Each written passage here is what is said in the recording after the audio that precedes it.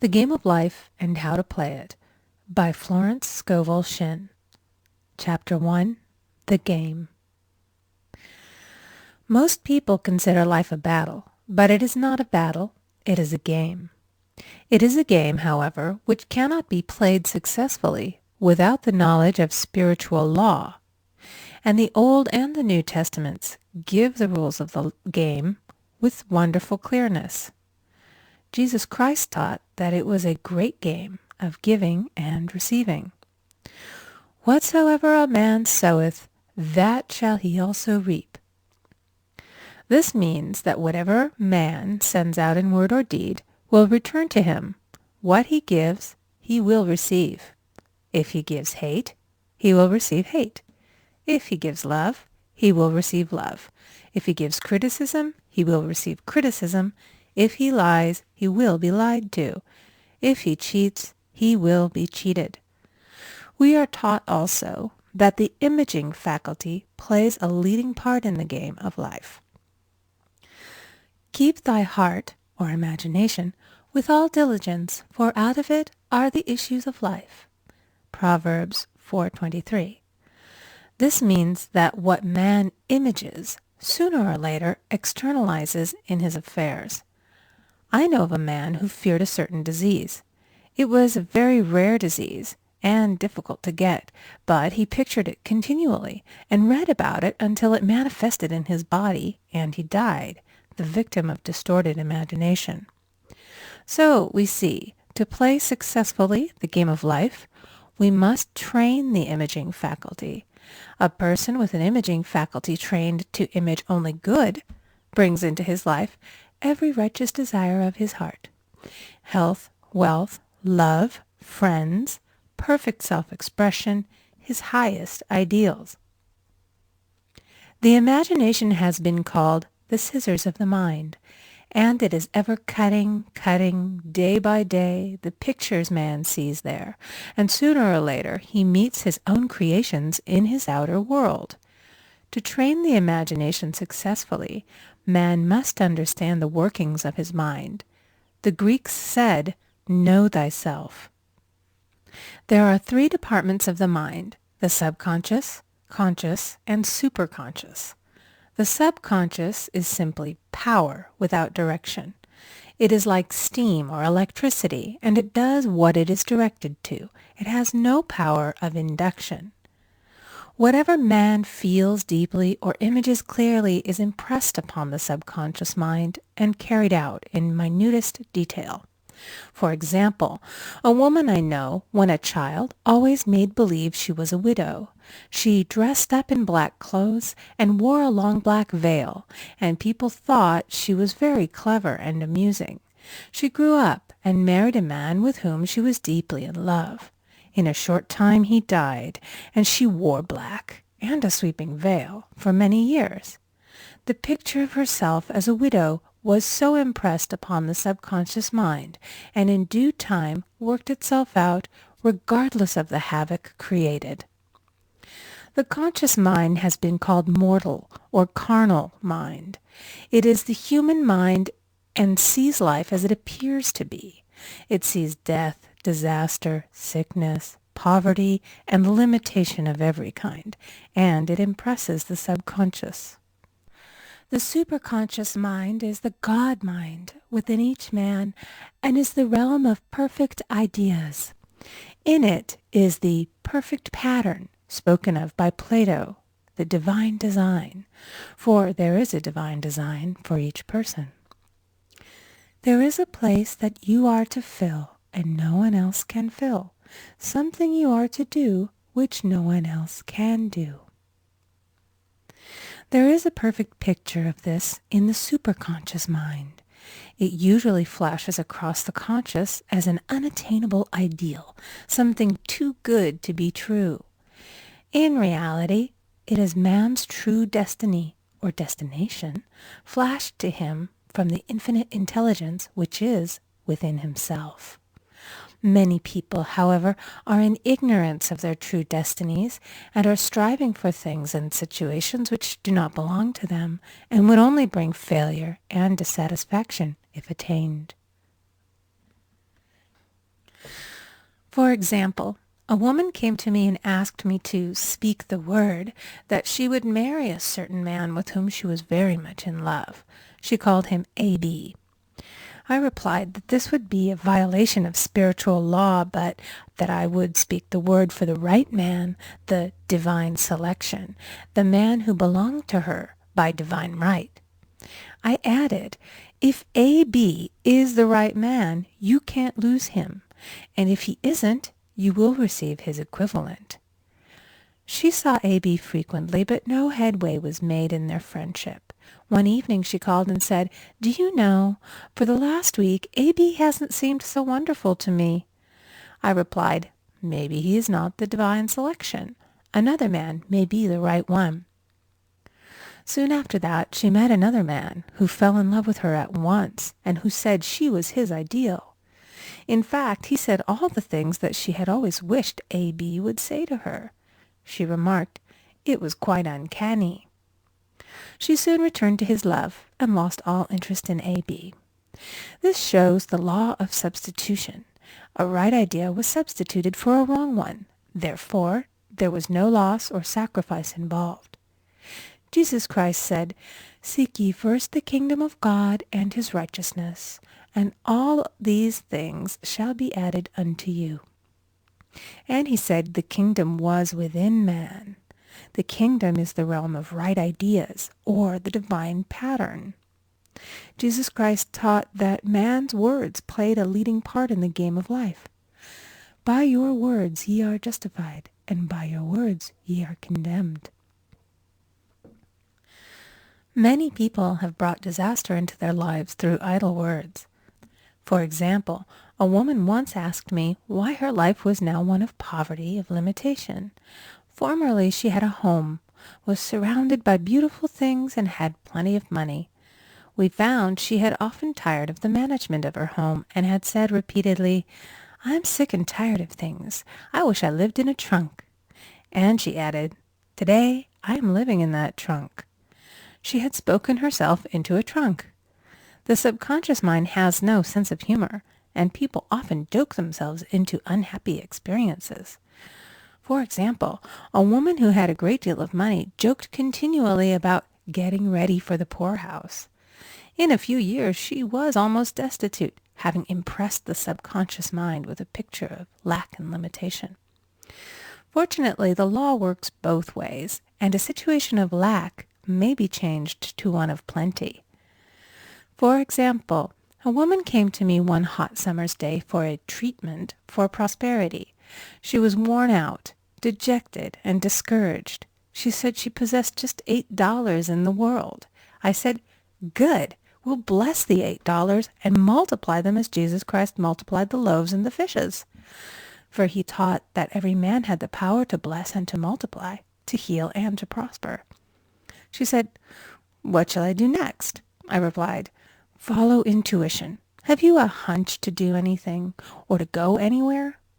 Intuition means intuition, or to be taught from within. It is man's unerring guide, and I will deal more fully with its laws in a following chapter. The woman replied, "I don't know. I seem to have a hunch to go home. I've just enough money for car fare." Her home was in a distant city, and was one of lack and limitation, and the reasoning mind, or intellect, would have said, "Stay in New York and get work and make some money." I replied, "Then go home. Never violate a hunch." I spoke the following words for her. "Infinite Spirit, open the way for great abundance for She is an irresistible magnet for all that belongs to her by divine right." I told her to repeat it continually also. She left for home immediately. In calling on a woman one day, she linked up with an old friend of her family. Through this friend she received thousands of dollars in a most miraculous way. She has said to me often, "Tell people about the woman who came to you with $8 and a hunch." There is always plenty on man's pathway, but it can only be brought into manifestation through desire, faith, or the spoken word. Jesus Christ brought out clearly that man must make the first move. Ask, and it shall be given to you.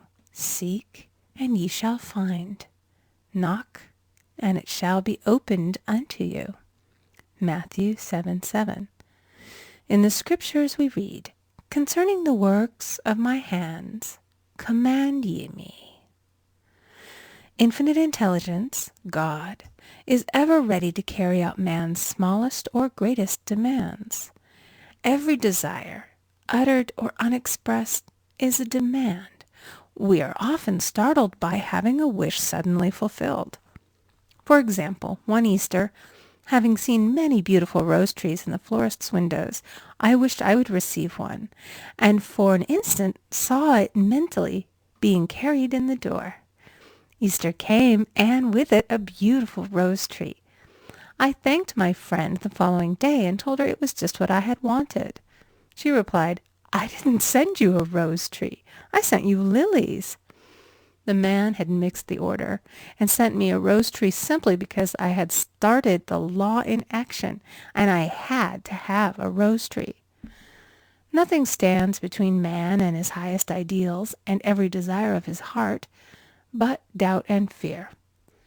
When man can wish without worrying, every desire will be instantly fulfilled. I will explain more fully in a following chapter the scientific reason for this and how fear must be erased from the consciousness. It is man's only enemy.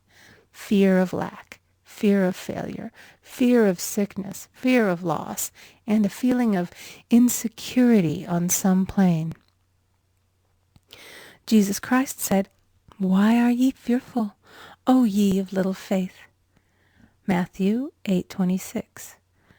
So we can see we must substitute faith for fear is only inverted faith.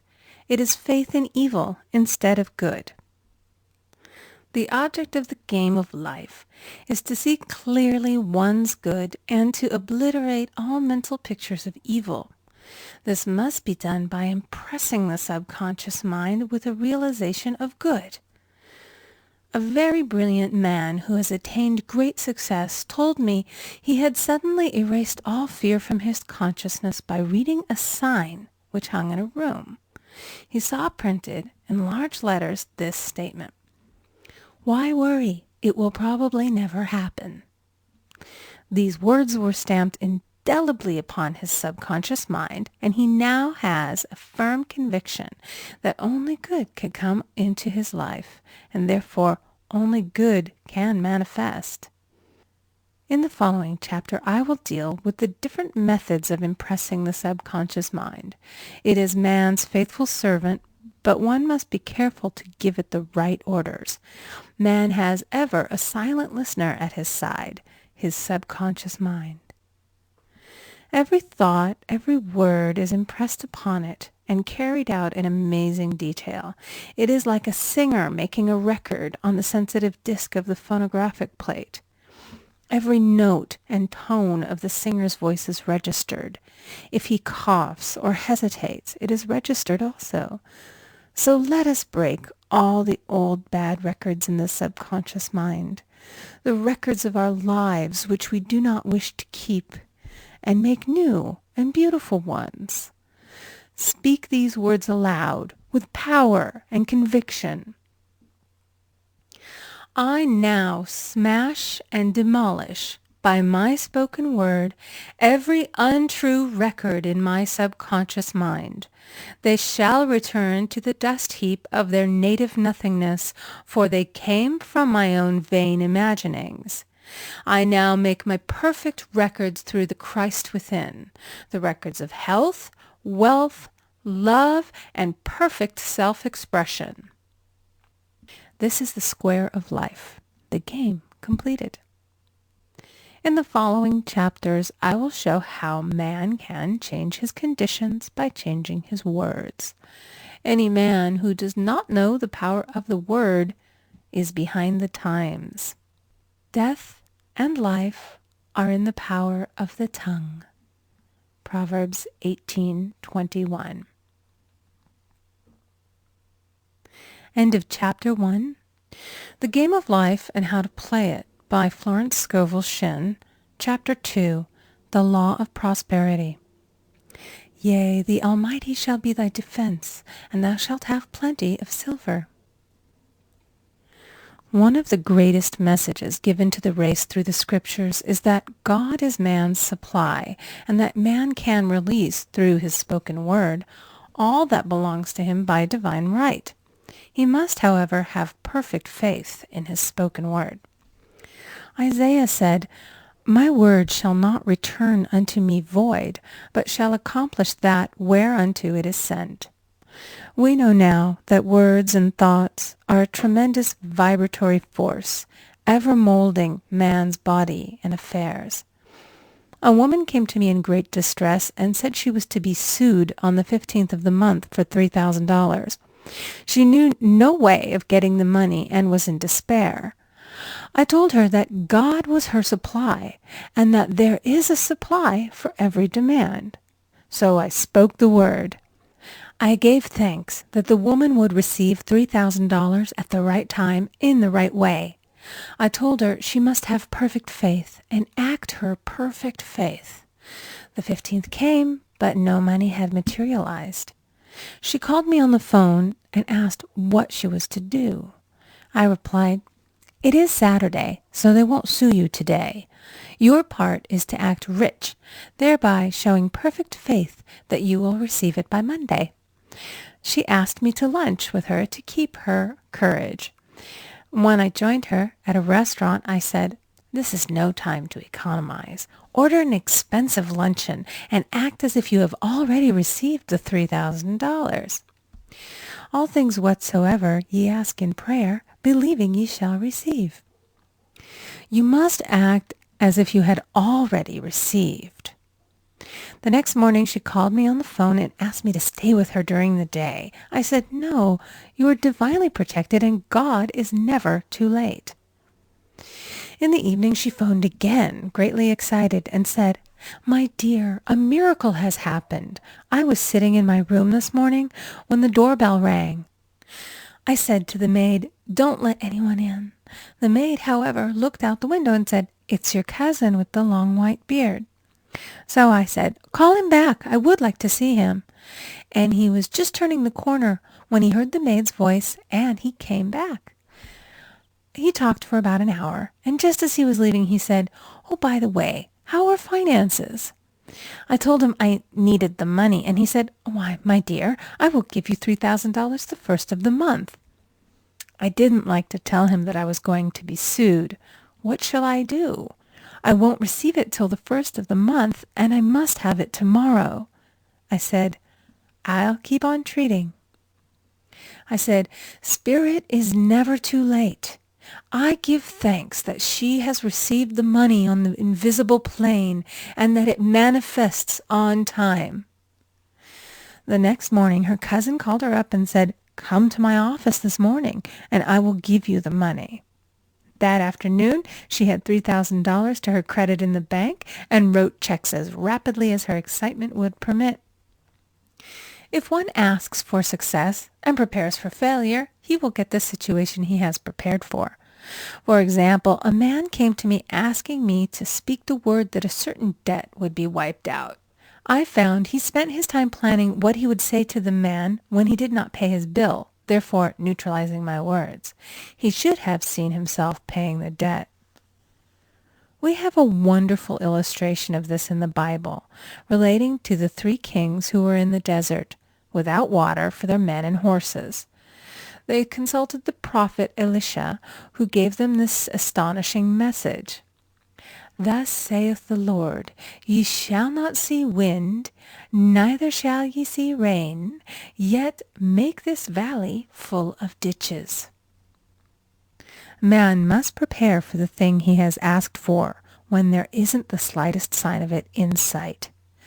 For example, a woman found it necessary to look for an apartment during the year when there was a great shortage of apartments in New York. It was considered almost an impossibility, and her friends were sorry for her and said, Isn't it too bad? You'll have to store your furniture and live in a hotel. She replied, You needn't feel sorry for me. I'm a Superman, and I'll get an apartment. She spoke the words, "Infinite Spirit, open the way for the right apartment."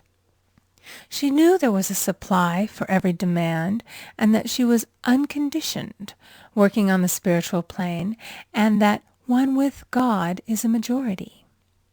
She had contemplated buying new blankets when the tempter, the adverse thought or reasoning mind, suggested, "Don't buy the blankets. Perhaps, after all, you won't get an apartment and you will have no use for them." Promptly she replied to herself, "I'll dig my ditches by buying the blankets." So she prepared for the apartment, acted as though she already had it. She found one in a miraculous way, and it was given to her although there were over 200 other applicants. The blankets showed active faith.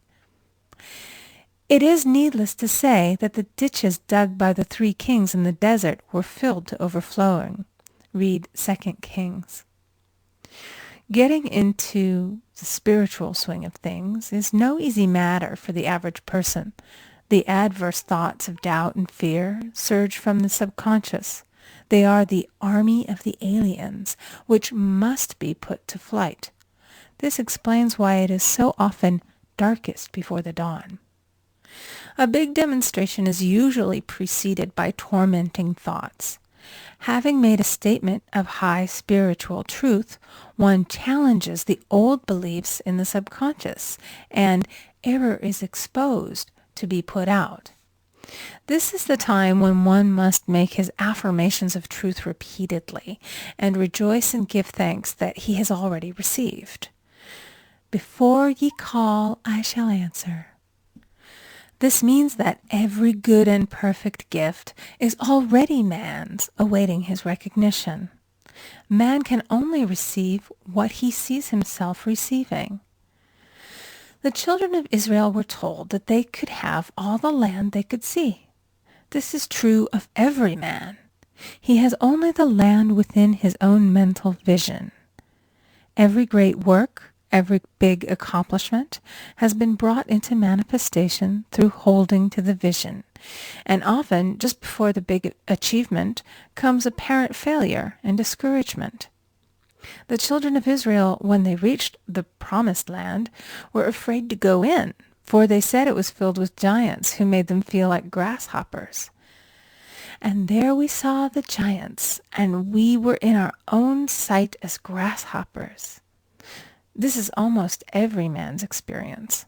However, the one who knows spiritual law is undisturbed by appearance and rejoices while he is yet in captivity. That is, he holds to his vision and gives thanks that the end is accomplished. He has received.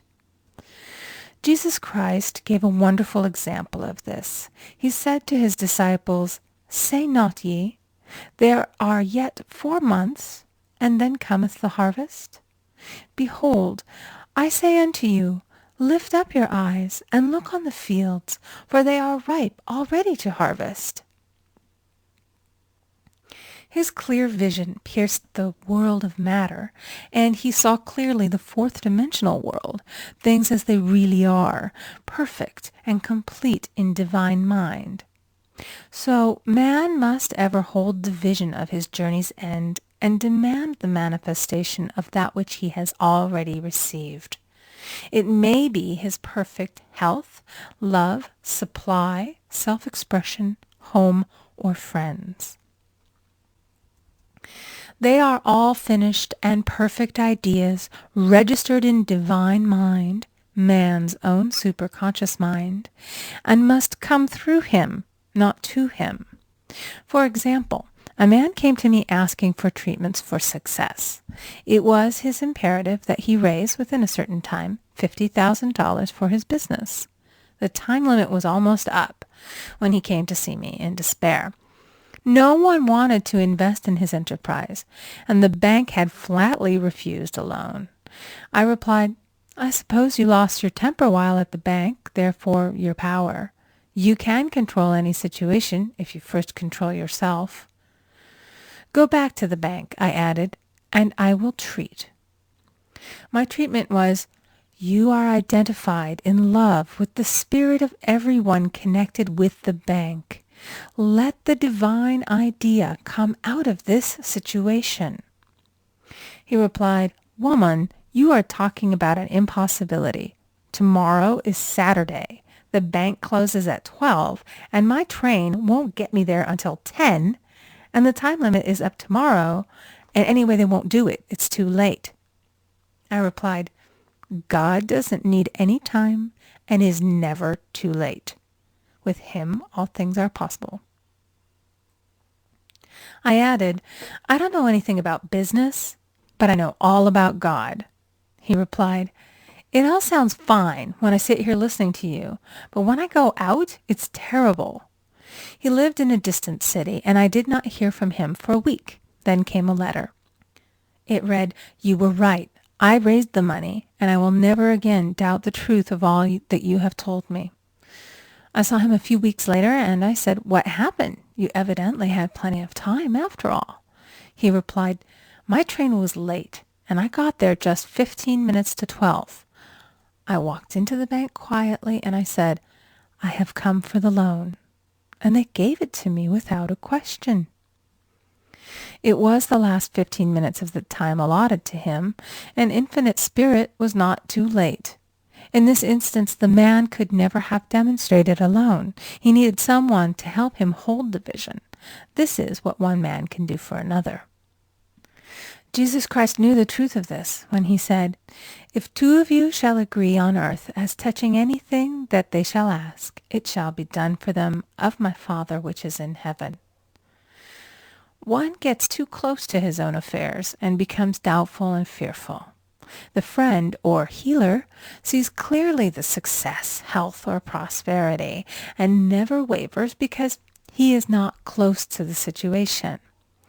It is much easier to demonstrate for someone else than for oneself, so a person should not hesitate to ask for help if he feels himself wavering. A keen observer of life once said, "No man can fail if some one person sees him successful." Such is the power of the vision, and many a great man has owed his success to a wife or a sister or a friend who believed in him and held without wavering to the perfect pattern. End of Chapter 2. The Game of Life and How to Play It by Florence Scovel Shinn. Chapter 3. The Power of the Word. By thy words thou shalt be justified, and by thy words thou shalt be condemned. A person knowing the power of the word becomes very careful of his conversation. He has only to watch the reaction of his words to know that they do not return void. Through his spoken word, man is continually making laws for himself. I knew a man who said, "I always miss a car. It invariably pulls out just as I arrive." His daughter said, "I always catch a car. It's sure to come just as I get there." This occurred for years. Each had made a separate law for himself, one of failure, one of success. This is the psychology of superstitions. The horseshoe or rabbit's foot contains no power, but man's spoken word and belief that it will bring him good luck creates expectancy in the subconscious mind and attracts a lucky situation. I find, however, this will not work when a man has advanced spiritually and knows a higher law. One cannot turn back, and one must put away graven images. For example, 2 men in my class had had great success in business for several months, when suddenly everything went to smash. We tried to analyze the situation, and I found, instead of making their affirmations and looking to God for success and prosperity, they had each bought a lucky monkey. And I said, "Oh, I see. You have been trusting in the lucky monkeys instead of God. Put away the lucky monkeys and call on the law of forgiveness, for man has power to forgive or neutralize his mistakes." They decided to throw the lucky monkeys down a coal hole, and all went well again. This does not mean, however, that one should throw away every lucky ornament or horseshoe about the house, but he must recognize that the power back of it is the one and only power, God, and that the object simply gives him a feeling of expectancy. I was with a friend one day who was in deep despair. In crossing the street, she picked up a horseshoe. Immediately, she was filled with joy and hope. She said God had sent her the horseshoe in order to keep up her courage. It was indeed, at that moment, about the only thing that could have registered in her consciousness. Her hope became faith, and she ultimately made a wonderful demonstration. I wish to make the point clear that the men previously mentioned they were depending on the monkeys alone, while this woman recognized the power back of the horseshoe. I know in my own case it took a long while to get out of a belief that a certain thing brought disappointment. If the thing happened, disappointment invariably followed. I found the only way I could make a change in the subconscious was by asserting, there are not two powers, there is only one power, God. Therefore, there are no disappointments, and this means a happy surprise. I noticed a change at once, and happy surprises commenced coming my way. I have a friend who said nothing could induce her to walk under a ladder. I said, if you are afraid, you are giving into a belief in two powers, good and evil, instead of one. As God is absolute, there can be no opposing power, unless man makes the false of evil for himself.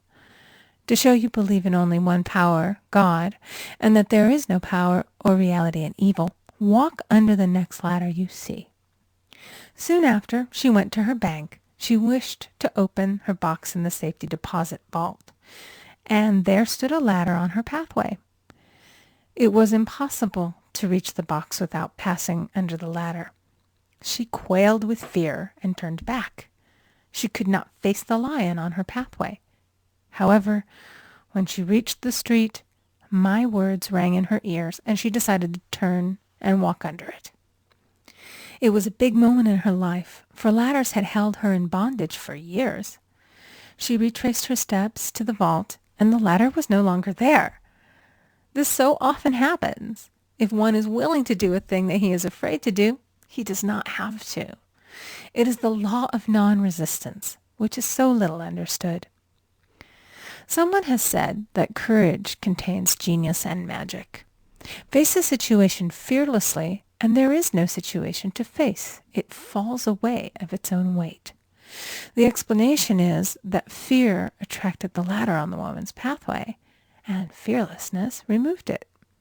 Thus, the invisible forces are ever working for the man who is always pulling the strings himself, though he does not know it. Owing to the vibratory power of words, whatever man voices, he begins to attract. People who continually speak of disease invariably attract it. After man knows the truth, he cannot be too careful of his words.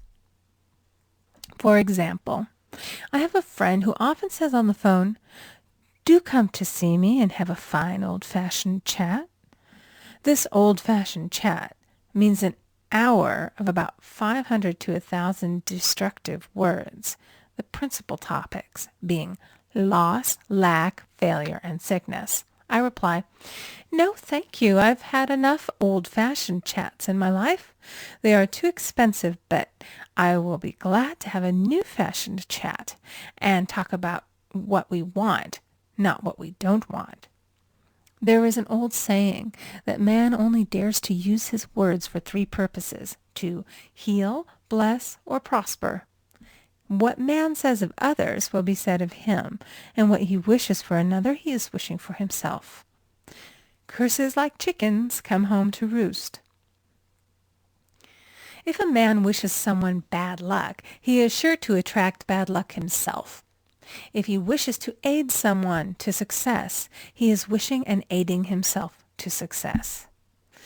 The body may be renewed and transformed through the spoken word and clear vision, and disease be completely wiped out of the consciousness. The metaphysician knows that all disease has a mental correspondence, and in order to heal the body, one must first heal the soul. The soul is the subconscious mind, and it must be saved from wrong thinking. In the 23rd Psalm we read, "He restoreth my soul." This means that the subconscious mind or soul must be restored with the right ideas, and the mystical marriage is the marriage of the soul and the spirit, or the subconscious and superconscious mind. They must be one. When the subconscious is flooded with the perfect ideas of the superconscious, God and man are one. I and the Father are one. That is, he is one with the realm of perfect ideas. He is the man made in God's likeness and image, imagination, and is given power and dominion over all created things, his mind, body, and affairs. It is safe to say that all sickness and unhappiness come from the violation of the law of love.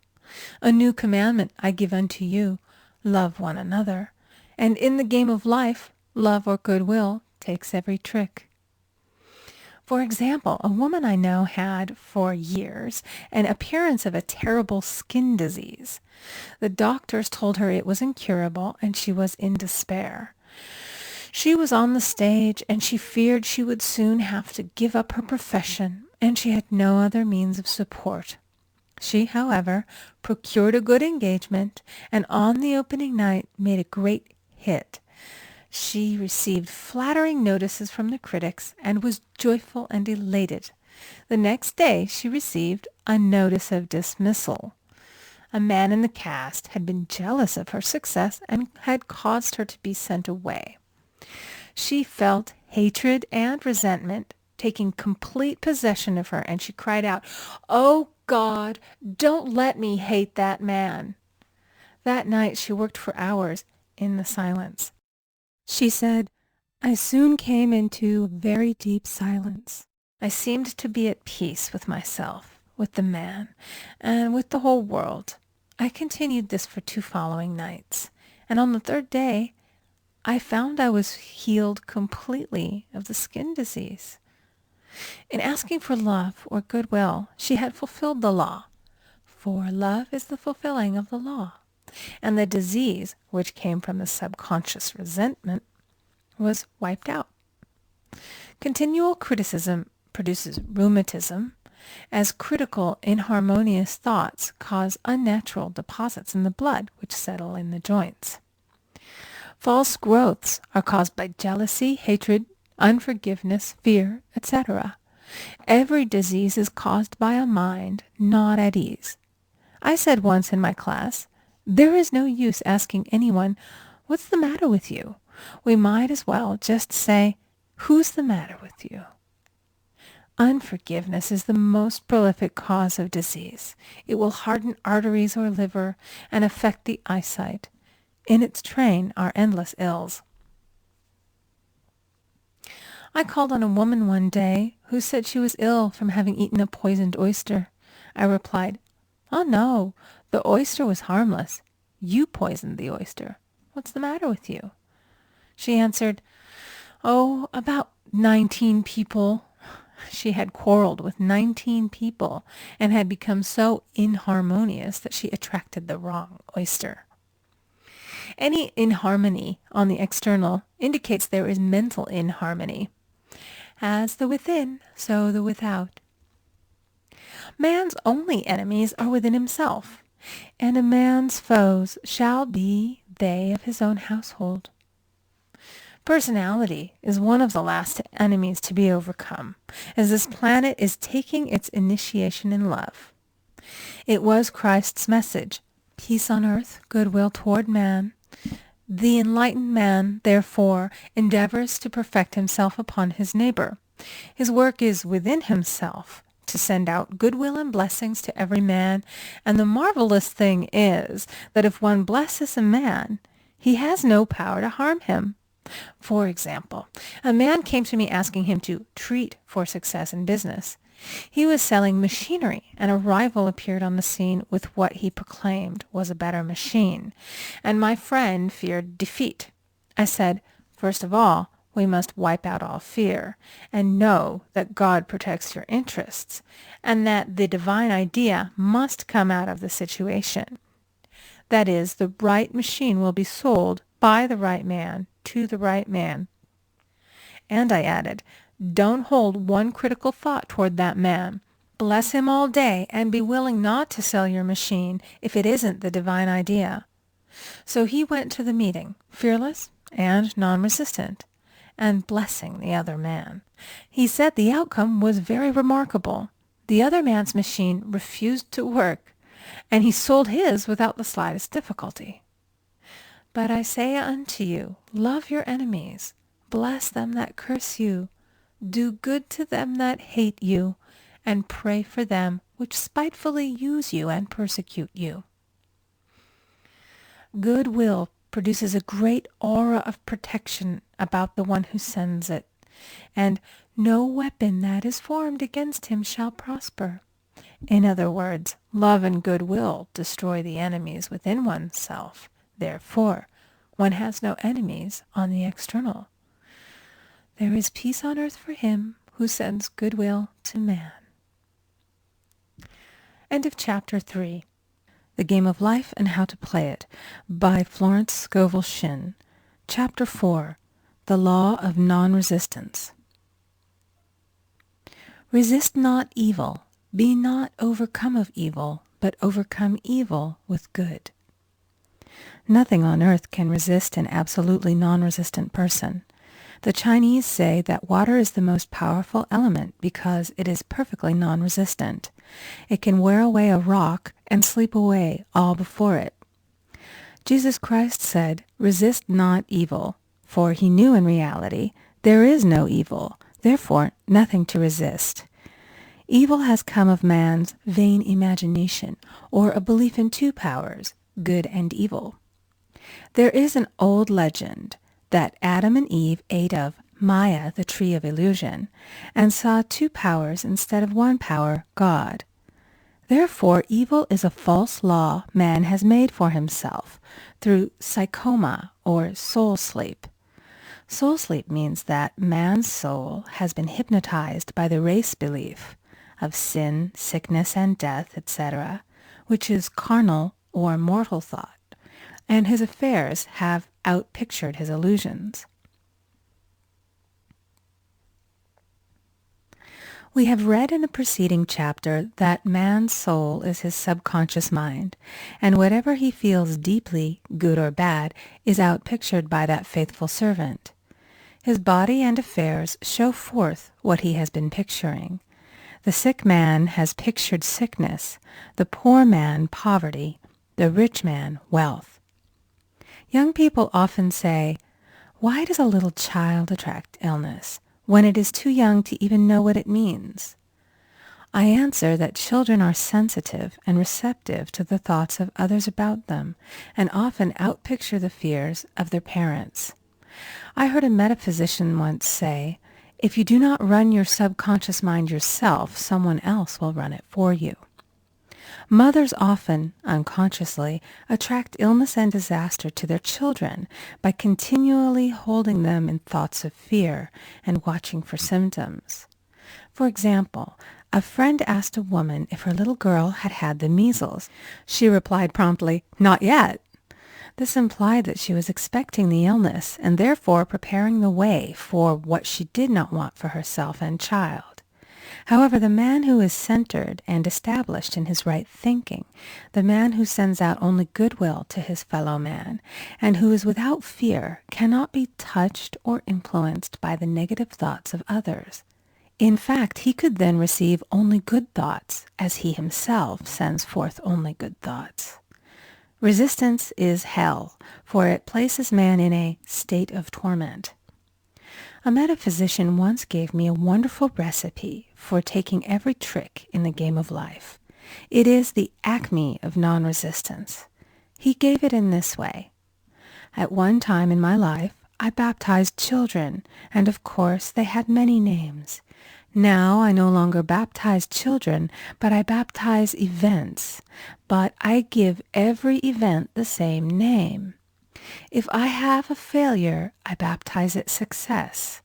In the name of the Father, and of the Son, and of the Holy Ghost. In this we see the great law of transmutation, founded on non-resistance. Through his spoken word, every failure was transmuted into success.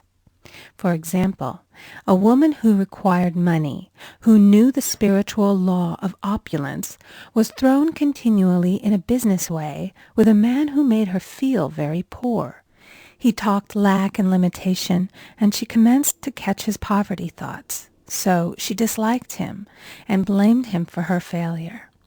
She knew in order to demonstrate her supply, she must first feel that she had received. A feeling of opulence must precede its manifestation. It dawned upon her one day that she was resisting the situation and seeing two powers instead of one. So she blessed the man and baptized the situation. Success, she affirmed. As there is only one power, God, this man is here for my good and my prosperity, just what he did not seem to be there for. Soon after that, she met, through this man, a woman who gave her, for a service rendered, several $1,000s, and the man moved to a distant city and faded harmoniously from her life. Make the statement, every man is a golden link in the chain of my good. For all men are God in manifestation, awaiting the opportunity given by man himself to serve the divine plan of his life. Bless your enemy, and you rob him of his ammunition. His arrows will be transmuted into blessings. This law is true of nations as well as individuals. Bless a nation, send love and goodwill to every inhabitant, and it is robbed of its power to harm. Man can only get the right idea of non-resistance through spiritual understanding. My students have often said, I don't want to be a doormat. I reply, when you use non-resistance with wisdom, no one will ever be able to walk over you. Another example. One day I was impatiently awaiting an important telephone call. I resisted every call that came in and made no outgoing calls myself, reasoning that it might interfere with the one I was awaiting. Instead of saying, divine ideas never conflict, the call will come at the right time, leaving it to infinite intelligence to arrange, I commenced to manage things myself. I made the battle mine, not God's, and remained tense and anxious. The bell did not ring for about an hour, and I glanced at the phone and found the receiver had been off that length of time, and the phone was disconnected. My anxiety, fear, and belief in interference had brought on a total eclipse of the telephone. Realizing what I had done, I commenced blessing the situation at once. I baptized it success and affirmed, I cannot lose any call that belongs to me by divine right. I am under grace and not under law. A friend rushed out to the nearest telephone to notify the company to reconnect. She entered a crowded grocery, but the proprietor left his customers and attended to the call himself. My phone was connected at once, and 2 minutes later I received a very important call, and about an hour afterward, the one I had been awaiting. One's ships come in over a calm sea. So long as man resists a situation, he will have it with him. If he runs away from it, it will run after him. For example, I repeated this to a woman one day, and she replied, "How true that is. I was unhappy at home. I disliked my mother, who was critical and domineering. So I ran away and was married. But I married my mother, for my husband was exactly like my mother, and I had the same situation to face again. Agree with thine adversary quickly." That means agree that the adverse situation is good. Be undisturbed by it, and it falls away of its own weight. None of these things move me is a wonderful affirmation. The inharmonious situation comes from some inharmony within man himself. When there is in him no emotional response to an inharmonious situation, it fades away forever from his pathway. So we see man's work is ever with himself. People have said to me, give treatments to change my husband or my brother. I reply, no, I will give treatments to change you. When you change, your husband and your brother will change. One of my students was in the habit of lying. I told her it was a failure method, and if she lied, she would be lied to. She replied, I don't care. I can't possibly get along without lying. One day she was speaking on the phone to a man with whom she was very much in love. She turned to me and said, I don't trust him. I know he's lying to me. I replied, well, you lie yourself, so someone has to lie to you, and you will be sure it will be just the person you want the truth of. Some time after that I saw her, and she said, I'm cured of lying. I questioned, what cured you? She replied, I've been living with a woman who lied worse than I did. One is often cured of his faults by seeing them in others.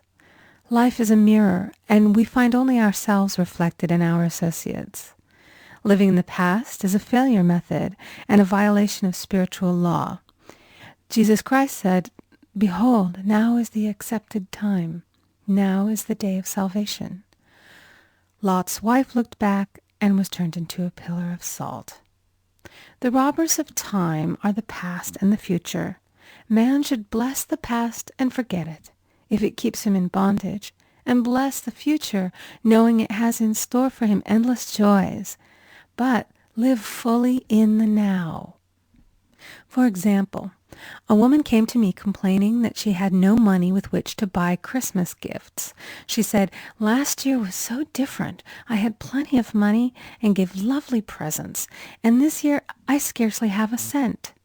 I replied, you will never demonstrate money while you are pathetic and live in the past. Live fully in the now and get ready to give Christmas presents. Dig your ditches and the money will come. She exclaimed, I know what to do. I'll buy some tinsel, twine, Christmas seals, and wrapping paper.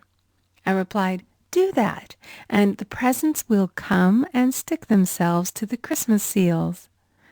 This, too, was showing financial fearlessness and faith in God, as the reasoning mind said, keep every cent you have, as you are not sure you will get any more.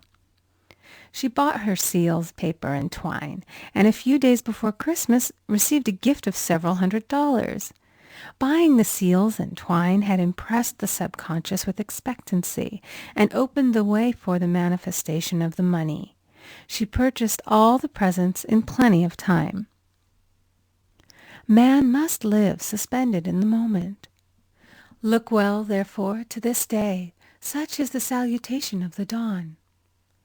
He must be spiritually alert, ever waiting his leads, taking advantage of every opportunity.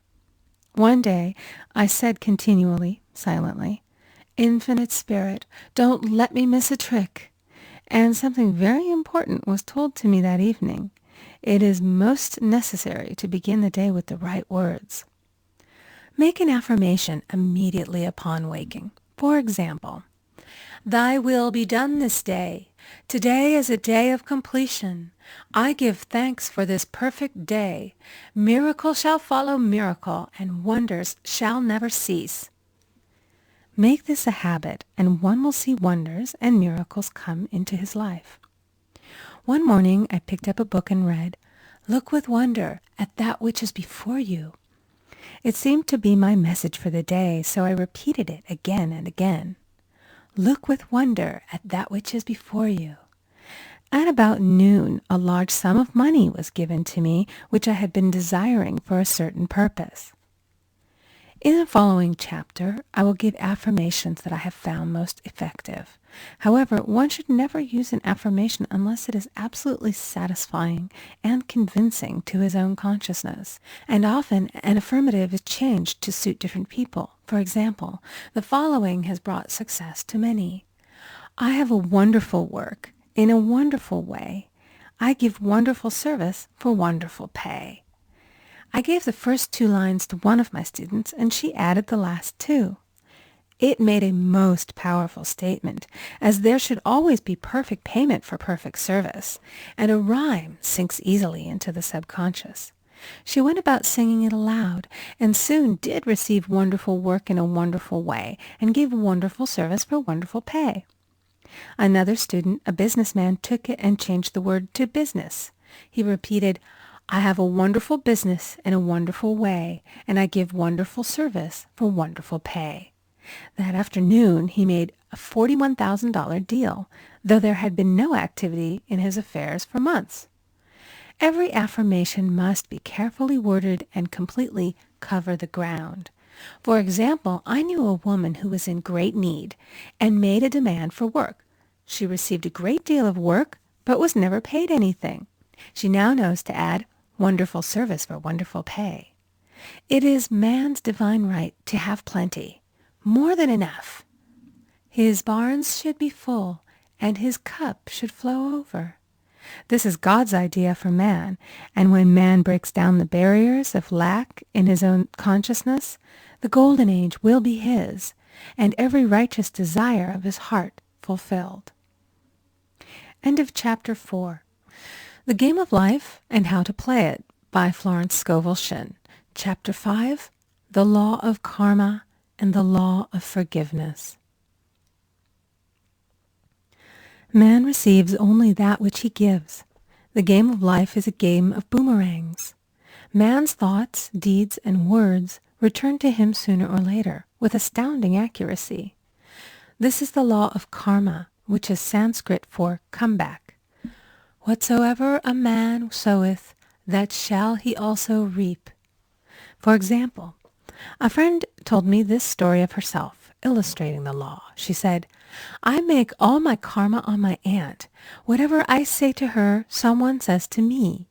I am often irritable at home when one day said to my aunt, who was talking to me during dinner, no more talk, I wish to eat in peace. The following day I was lunching with a woman with whom I wished to make a great impression. I was talking animatedly when she said, no more talk, I wish to eat in peace. My friend is high in consciousness, so her karma returns much more quickly than to one on the mental plane.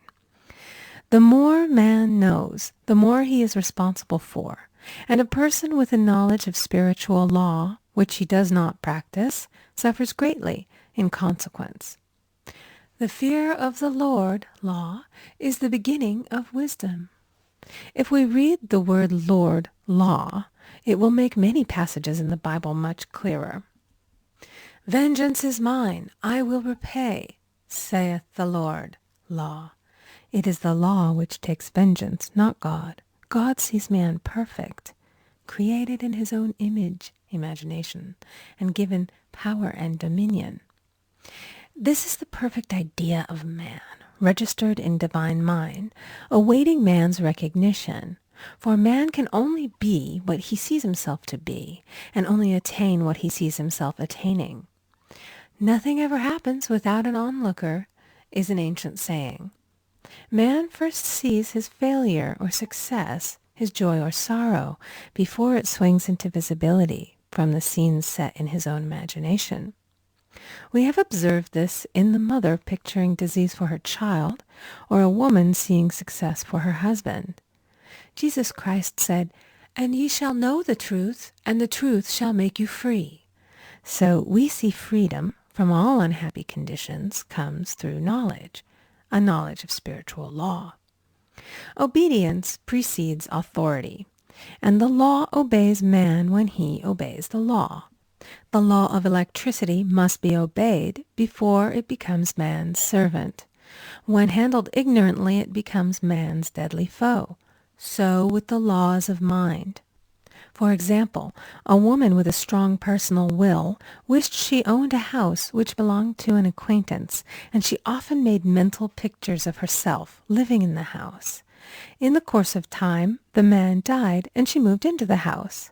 Several years afterwards, coming into the knowledge of spiritual law, she said to me, do you think I had anything to do with that man's death? I replied, yes, your desire was so strong, everything made way for it. But you paid your karmic debt. Your husband, whom you loved devotedly, died soon after, and the house was a white elephant on your hands for many years. The original owner, however, could not have been affected by her thoughts had he been positive in the truth, nor her husband, but they were both under karmic law. The woman should have said, feeling the great desire for the house, "Infinite intelligence, give me the right house, equally as charming as this, the house which is mine by divine right." The divine selection would have given perfect satisfaction and brought good to all. The divine pattern is the only safe pattern to work by. Desire is a tremendous force and must be directed in the right channels or chaos ensues. In demonstrating, the most important step is the first step, to ask aright. Man should always demand only that which is his by divine right. To go back to the illustration, had the woman taken this attitude, "If this house I desire is mine, I cannot lose it. If it is not, give me its equivalent," the man might have decided to move out harmoniously had it been the divine selection for her, or another house would have been substituted. Anything forced into manifestation through personal will is always ill-got and has ever bad success. Man is admonished, "My will be done, not thine." And the curious thing is, man always gets just what he desires when he does relinquish all personal will, thereby enabling infinite intelligence to work through him. "Stand ye still and see the salvation of the Lord." Law. For example, a woman came to me in great distress. Her daughter had determined to take a very hazardous trip, and the mother was filled with fear. She said she had used every argument, had pointed out the dangers to be encountered, had forbidden her to go, but the daughter became more and more rebellious and determined. I said to the mother, "You are forcing your personal will upon your daughter, which you have no right to do, and your fear of the trip is only attracting it, for man attracts what he fears." I added, "Let go and take your mental hands off. Put it in God's hands and use this statement: I put this situation in the hands of infinite love and wisdom. If this trip is the divine plan, I bless it and no longer resist. But if it is not divinely planned, I give thanks that it is now dissolved and dissipated."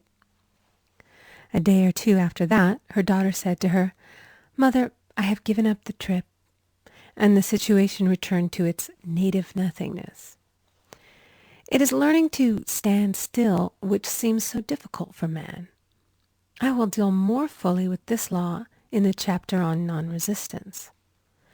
I will give another example of sowing and reaping, which came in the most curious way. A woman came to me saying she had received a counterfeit $20 bill given to her at the bank. She was much disturbed, for, she said, "The people at the bank will never acknowledge their mistake." I replied, "Let us analyze the situation and find out why you attracted it." She thought a few moments and exclaimed, "I know it. I sent a friend a lot of stage money just for a joke." So the law had sent her some stage money, for it doesn't know anything about jokes. I said, "Now we will call on the law of forgiveness and neutralize the situation. Christianity is founded upon the law of forgiveness. Christ has redeemed us from the curse of the karmic law, and the Christ within each man is his redeemer and salvation from all inharmonious conditions. So I said, "Infinite Spirit, we call on the law of forgiveness and give thanks that she is under grace and not under law, and cannot lose this $20, which is hers by divine right." Now, I said, go back to the bank and tell them, fearlessly, that it was given you there by mistake. She obeyed, and, to her surprise, they apologized and gave her another bill, treating her most courteously. So knowledge of the law gives man power to rub out his mistakes. Man cannot force the external to be what he is not. If he desires riches, he must be rich first in consciousness. For example, a woman came to me asking treatment for prosperity. She did not take much interest in her household affairs, and her home was in great disorder. I said to her, "If you wish to be rich, you must be orderly. All men with great wealth are orderly, and order is heaven's first law." I added, "You will never become rich with a burnt match in the pincushion." She had a good sense of humor and commenced immediately putting her house in order. She rearranged furniture, straightened out her bureau drawers, cleaned rugs, and soon made a big financial demonstration, a gift from a relative. The woman herself became made over and keeps herself keyed up financially by being ever watchful of the external and expecting prosperity, knowing God is her supply. Many people are in ignorance of the fact that gifts and things are investments, and that hoarding and saving invariably lead to loss. There is that scattereth, and yet increaseth. There is that withholdeth more than is meet, but it tendeth to poverty. For example, I knew a man who wanted to buy a fur-lined overcoat. He and his wife went to various shops, but there was none he wanted. He said they were all too cheap-looking.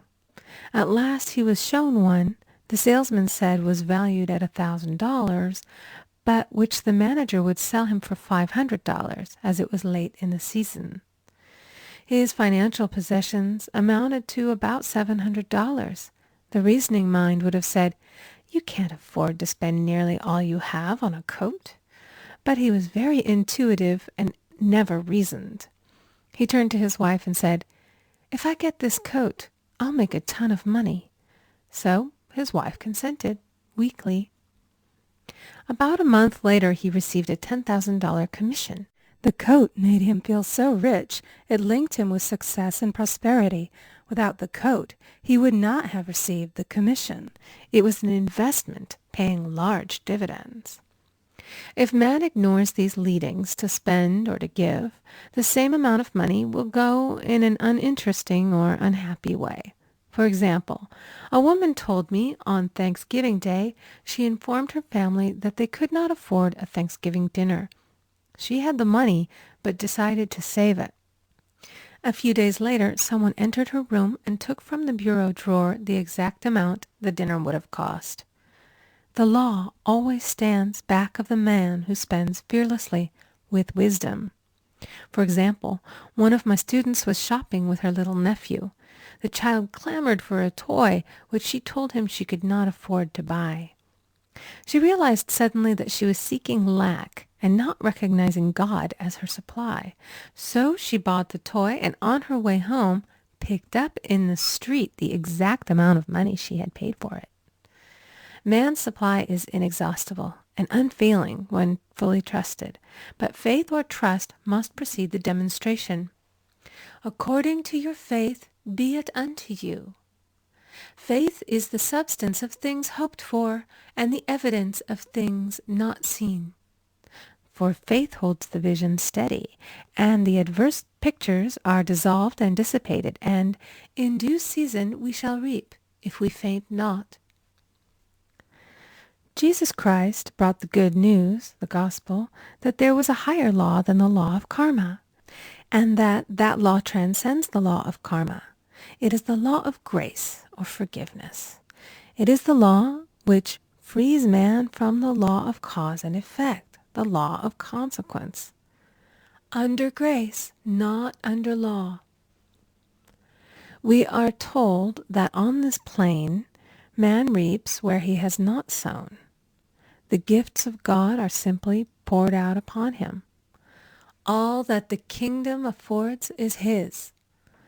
This continued state of bliss awaits the man who has overcome the race or world thought. In the world thought there is tribulation, but as Jesus Christ said, "Be of good cheer, I have overcome the world." The world thought is that of sin, sickness, and death. He saw their absolute unreality and said, "Sickness and sorrow shall pass away, and death itself, the last enemy, be overcome." We now know, from a scientific standpoint, that death could be overcome by stamping the subconscious mind with the conviction of eternal youth and eternal life.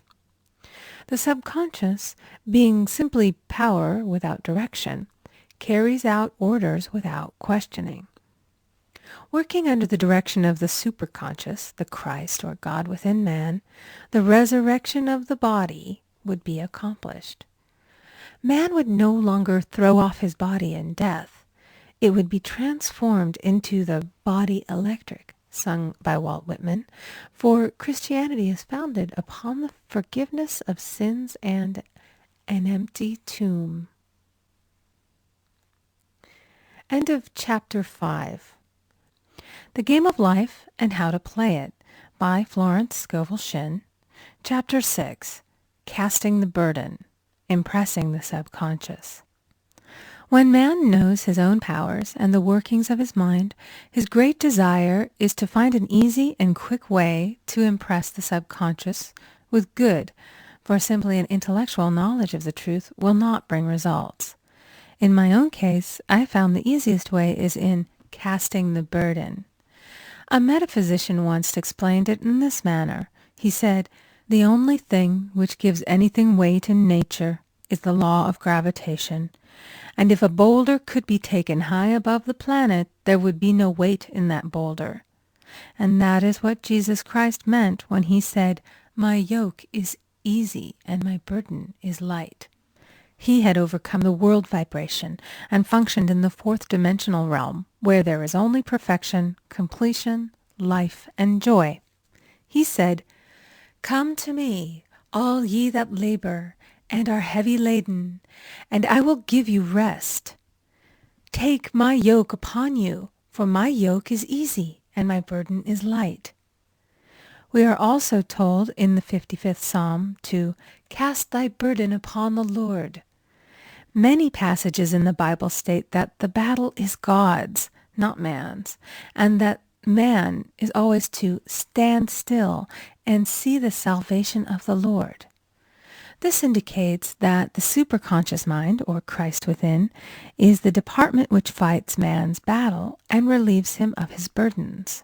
We see, therefore, that man violates law if he carries a burden, and a burden is an adverse thought or condition, and this thought or condition has its root in the subconscious. It seems almost impossible to make any headway directing the subconscious from the conscious or reasoning mind, as the reasoning mind, the intellect, is limited in its conceptions and filled with doubts and fears. How scientific is it, then, to cast the burden upon the superconscious mind, or Christ within, where it is made light or dissolved into its native nothingness?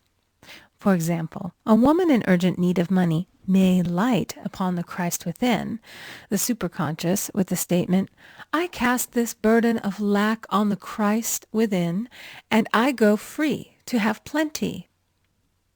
The belief in lack was her burden, and as she cast it upon the superconscious with its belief of plenty, an avalanche of supply was the result.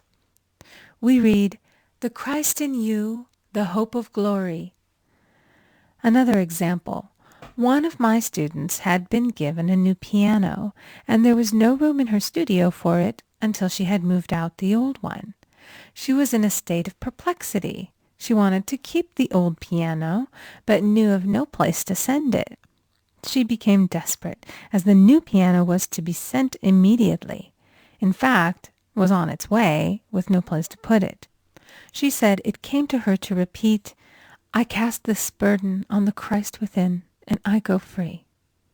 A few minutes later, her phone rang, and a woman friend asked if she might rent her old piano, and it was moved out. A few minutes before, the new one arrived. I knew a woman whose burden was resentment. She said, "I cast this burden of resentment on the Christ within, and I go free to be loving, harmonious, and happy."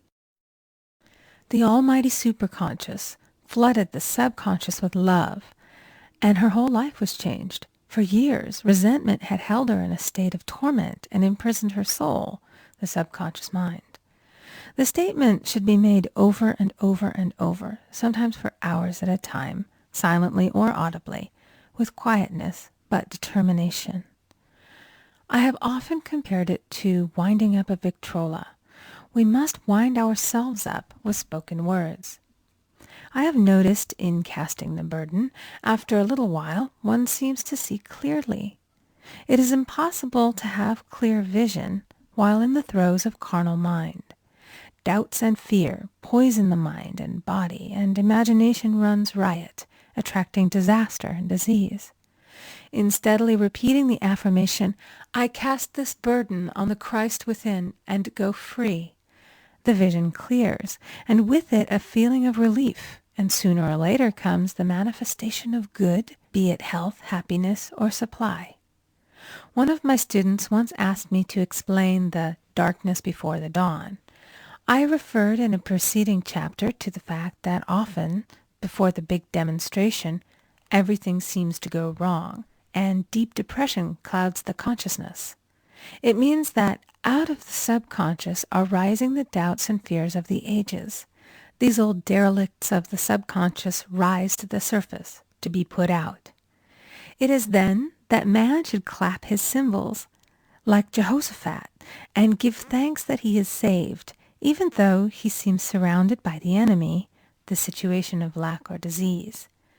The student continued, how long must one remain in the dark? And I replied, until one can see in the dark. And casting the burden enables one to see in the dark. In order to impress the subconscious, active faith is always essential. Faith without works is dead. In these chapters, I have endeavored to bring out this point. Jesus Christ showed active faith when he commanded the multitude to sit down on the ground before he gave thanks for the loaves and the fishes.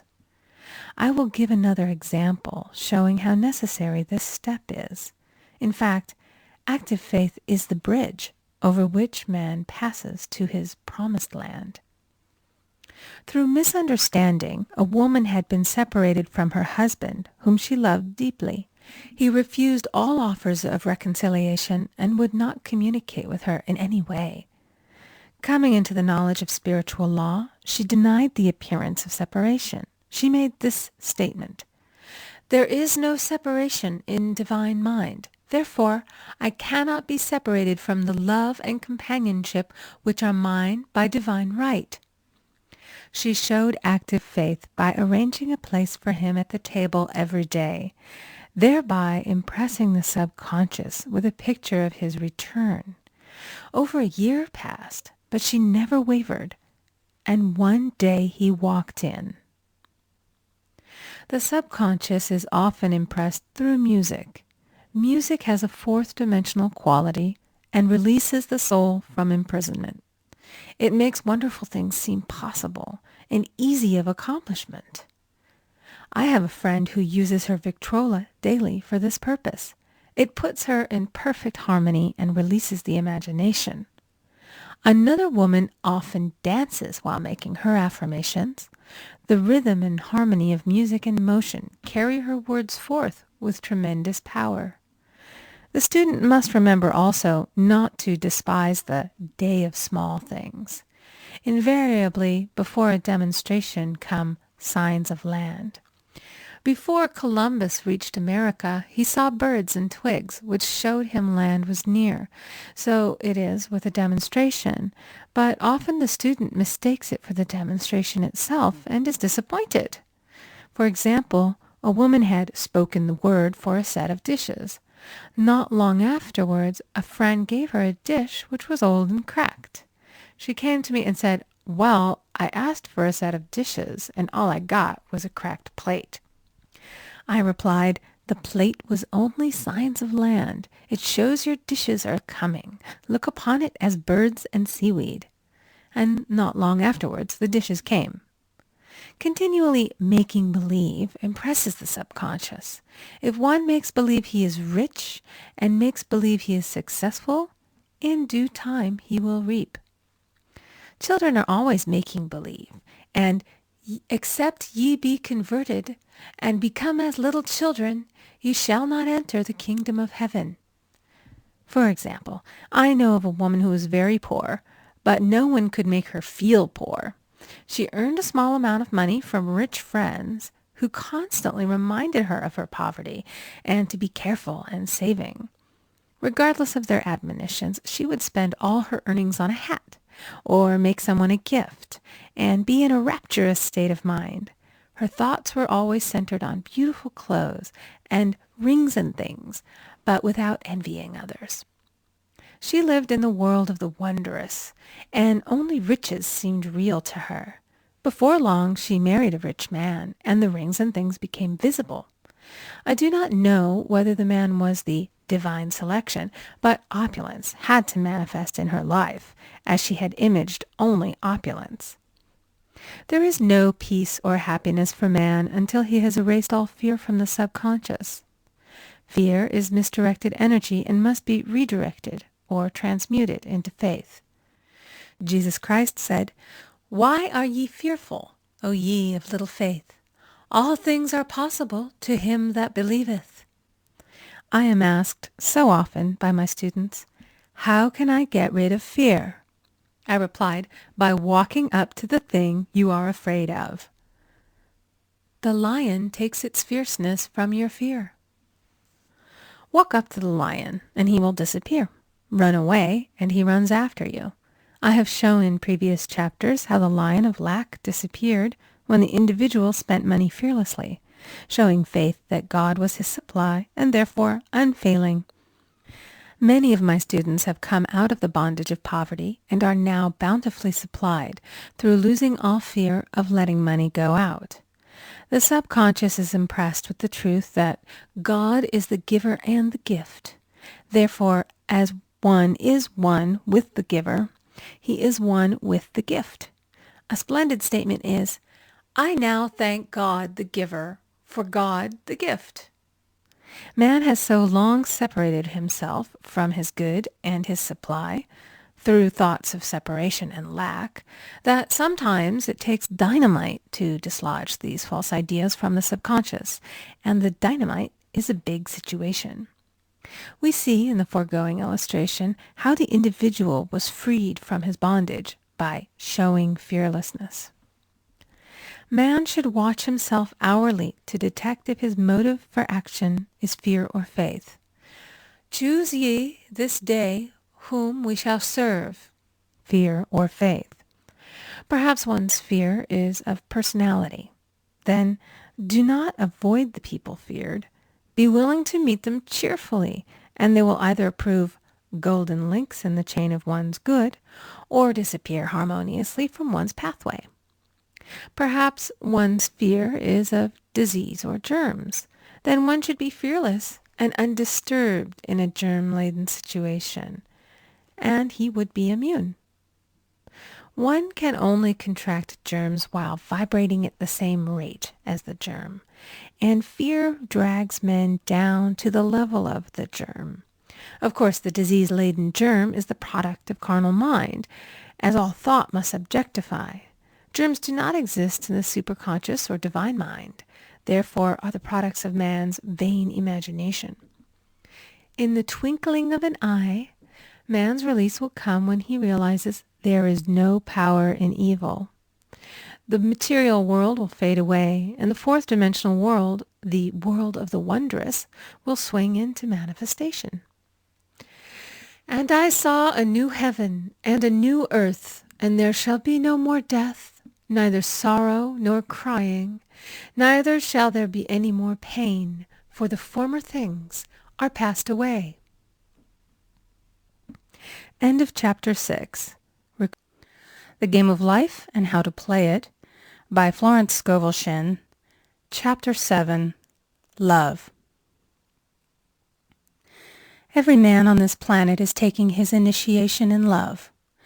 "A new commandment I give unto you, that ye love one another." Ouspensky states in Tertium Organum that love is a cosmic phenomenon and opens to man the fourth dimensional world, the world of the wondrous. Real love is selfish and free from fear. It pours itself out upon the object of its affection without demanding any return. Its joy is in the joy of giving. Love is God in manifestation and the strongest magnetic force in the universe. Pure, unselfish love draws to itself its own. It does not need to seek or demand. Scarcely anyone has the faintest conception of real love. Man is selfish, tyrannical, or fearful in his affections, thereby losing the things he loves. Jealousy is the worst enemy of love, for the imagination runs riot, seeing the loved one attracted to another, and invariably these fears objectify if they are not neutralized. For example, a woman came to me in deep distress. The man she loved had left her for another woman, and said he never intended to marry her. She was torn with jealousy and resentment, and said she hoped he would suffer as he had made her suffer, and added, "How could he leave me when I loved him so much?" I replied, "You are not loving that man, you are hating him," and added, "You can never receive what you have never given. Give a perfect love, and you will receive a perfect love. Perfect yourself on this man. Give him a perfect, unselfish love, demanding nothing in return. Do not criticize or condemn, and bless him wherever he is." She replied, "No, I won't bless him unless I know where he is." "Well," I said, "that is not real love. When you send out real love will return to you, either from this man or his equivalent, for if this man is not the divine selection, you will not want him. As you are one with God, you are one with the love which belongs to you by divine right." Several months passed, and matters remained about the same, but she was working conscientiously within herself. I said, "When you are no longer disturbed by his cruelty, he will cease to be cruel, as you are attracting it through your own emotions." Then I told her of a brotherhood in India who never said good morning to each other. They used these words, "I salute the divinity in you." They saluted the divinity in every man, and in the wild animals in the jungle, and they were never harmed, for they saw only God in every living thing. I said, "Salute the divinity in this man and say, 'I see your divine self only. I see you as God sees you, perfect, made in his image and likeness.'"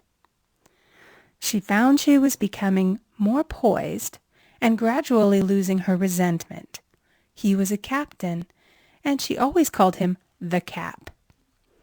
One day she said suddenly, "God bless the Cap wherever he is." I replied, "Now that is real love, and when you have become a complete circle and are no longer disturbed by the situation, you will have his love or attract its equivalent." I was moving at this time and did not have a telephone, so was out of touch with her for a few weeks, when one morning I received a letter saying, "We are married." At the earliest opportunity I paid her a call. My first words were, "What happened?" "Oh," she exclaimed, "a miracle! One day I woke up and all suffering had ceased. I saw him that evening and he asked me to marry him. We were married in about a week, and I have never seen a more devoted man." There is an old saying, "No man is your enemy, no man is your friend, every man is your teacher." So one should become impersonal and learn what each man has to teach him, and soon he would learn his lessons and be free. The woman's lover was teaching her selfish love, which every man sooner or later must learn. Suffering is not necessary for man's development. It is the result of violation of spiritual law, but few people seem able to rouse themselves from their soul sleep without it. When people are happy, they usually become selfish, and automatically the law of karma is set in action. Man often suffers loss through lack of appreciation. I knew a woman who had a very nice husband, but she said often, "I don't care anything about being married, but that is nothing against my husband. I'm simply not interested in married life." She had other interests, and scarcely remembered she had a husband. She only thought of him when she saw him. One day her husband told her he was in love with another woman, and left. She came to me in distress and resentment. I replied, "It is exactly what you spoke the word for. You said you didn't care anything about being married, so the subconscious worked to get you unmarried." She said, "Oh yes, I see. People get what they want and then feel very much hurt." She soon became in perfect harmony with the situation and knew they were both much happier apart. When a woman becomes indifferent or critical and ceases to be an inspiration to her husband, he misses the stimulus of their early relationship and is restless and unhappy. A man came to me dejected, miserable, and poor. His wife was interested in the science of numbers and had had him read. It seems the report was not very favorable, for he said, "My wife says I'll never amount to anything because I am a 2. I replied, "I don't care what your number is. You are a perfect idea in divine mind, and we will demand the success and prosperity which are already planned for you by that infinite intelligence." Within a few weeks he had a very fine position, and a year or two later he achieved a brilliant success as a writer. No man is a success in business unless he loves his work. The picture the artist paints for love of his art is his greatest work. The potboiler is always something to live down. No man can attract money if he despises it. Many people are kept in poverty by saying, "Money means nothing to me. I have a contempt for people who have it." This is the reason so many artists are poor. Their contempt for money separates them from it. I remember hearing one artist say of another, "He's no good as an artist, but he has money in the bank." This attitude of mind, of course, separates man from his supply. He must be in harmony with a thing in order to attract it. Money is God in manifestation, as freedom from want and limitation. But it must be always kept in circulation and put to right uses. Hoarding and saving react with grim vengeance. This does not mean that man should not have houses and lots, stocks and bonds, for "the barns of the righteous man shall be full." It means that man should not hoard even the principal if an occasion arises when money is necessary. In letting it go out fearlessly and cheerfully, he opens the way for more to come in, for God is man's unfailing and unexhaustible supply. This is the spiritual attitude towards money, and the great bank of the universal never fails. We see an example of hoarding in the film production of Greed. The woman won $5,000 in a lottery, but would not spend it. She hoarded and saved, let her husband suffer and starve, and eventually she scrubbed floors for a living. She loved the money itself and put it above everything, and one night she was murdered and the money taken from her. This is an example of where love of money is the root of all evil. Money in itself is good and beneficial, but used for destructive purposes, hoarded and saved, or considered more important than love, brings disease and disaster, and the loss of the money itself. Follow the path of love, and all things are added, for God is love, and God is supply. Follow the path of selfishness and greed, and the supply vanishes, or man is separated from it. For example, I knew the case of a very rich woman who hoarded her income. She rarely gave anything away, but bought and bought and bought things for herself. She was very fond of necklaces, and a friend once asked her how many she possessed. She replied, 67. She bought them and put them away, carefully wrapped in tissue paper. Had she used the necklaces, it would have been quite legitimate, but she was violating the law of use. Her closets were filled with clothes she never wore and jewels which never saw the light. The old woman's arms were gradually becoming paralyzed from holding on to things, and eventually she was considered incapable of looking after her affairs, and her wealth was handed over to others to manage. So man, in ignorance of the law, brings about his own destruction. All disease, all unhappiness, come from the violation of the law of love. Man's boomerangs of hate, resentment, and criticism come back laden with sickness and sorrow. Love seems almost a lost art, but the man with the knowledge of spiritual law knows it must be regained, for without it he has become as sounding brass and tinkling cymbals. For example, I had a student who came to me month after month to clean her consciousness of resentment. After a while, she arrived at the point where she resented only one woman, but that one woman kept her busy. Little by little, she became poised and harmonious, and one day all resentment was wiped out. She came in radiant and exclaimed, "You can't understand how I feel. The woman said something to me, and instead of being furious, I was loving and kind, and she apologized and was perfectly lovely to me. No one can understand the marvelous lightness I feel within." Love and goodwill are invaluable in business. For example, a woman came to me complaining of her employer. She said she was cold and critical, and she knew she did not want her in the position. "Well," I replied, "salute the divinity in the woman and send her love." She said, "I can't. She's a marble woman." I answered, "You remember the story of the sculptor who asked for a certain piece of marble? He was asked why he wanted it, and he replied, 'Because there is an angel in the marble.' And out of it he produced a wonderful work of art." She said, "Very well, I'll try it." A week later she came back and said, "I did what you told me, and now the woman is very kind," and took me out in her car. People are sometimes filled with remorse for having done someone an unkindness, perhaps years ago.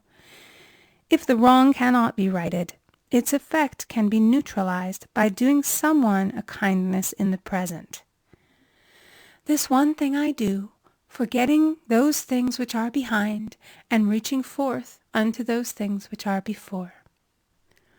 Sorrow, regret, and remorse tear down the cells of the body and poison the atmosphere of the individual. A woman said to me in deep sorrow, "Treat me to be happy and joyous, for my sorrow makes me so irritable with the members of my family that I keep making more karma." I was asked to treat a woman who was mourning for her daughter. I denied all belief in loss and separation, and affirmed that God was the woman's joy, love, and peace.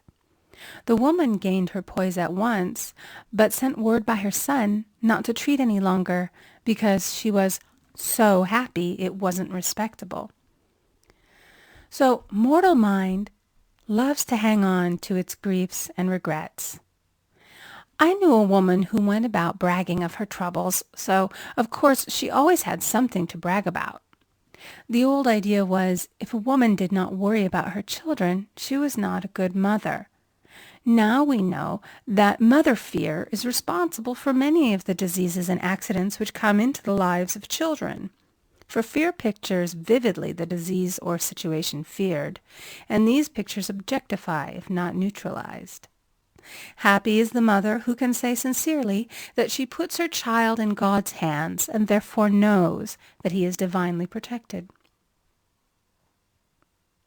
For example, a woman awoke suddenly in the night, feeling her brother was in great danger. Instead of giving in to her fears, she commenced making statements of truth, saying, "Man is a perfect idea in divine mind, and is always in his right place. Therefore, my brother is in his right place and is divinely protected." The next day, she found that her brother had been in close proximity to an explosion in a mine, but had miraculously escaped. So man is his brother's keeper, in thought, and every man should know that the thing he loves dwells in the secret place of the Most High, and abides under the shadow of the Almighty.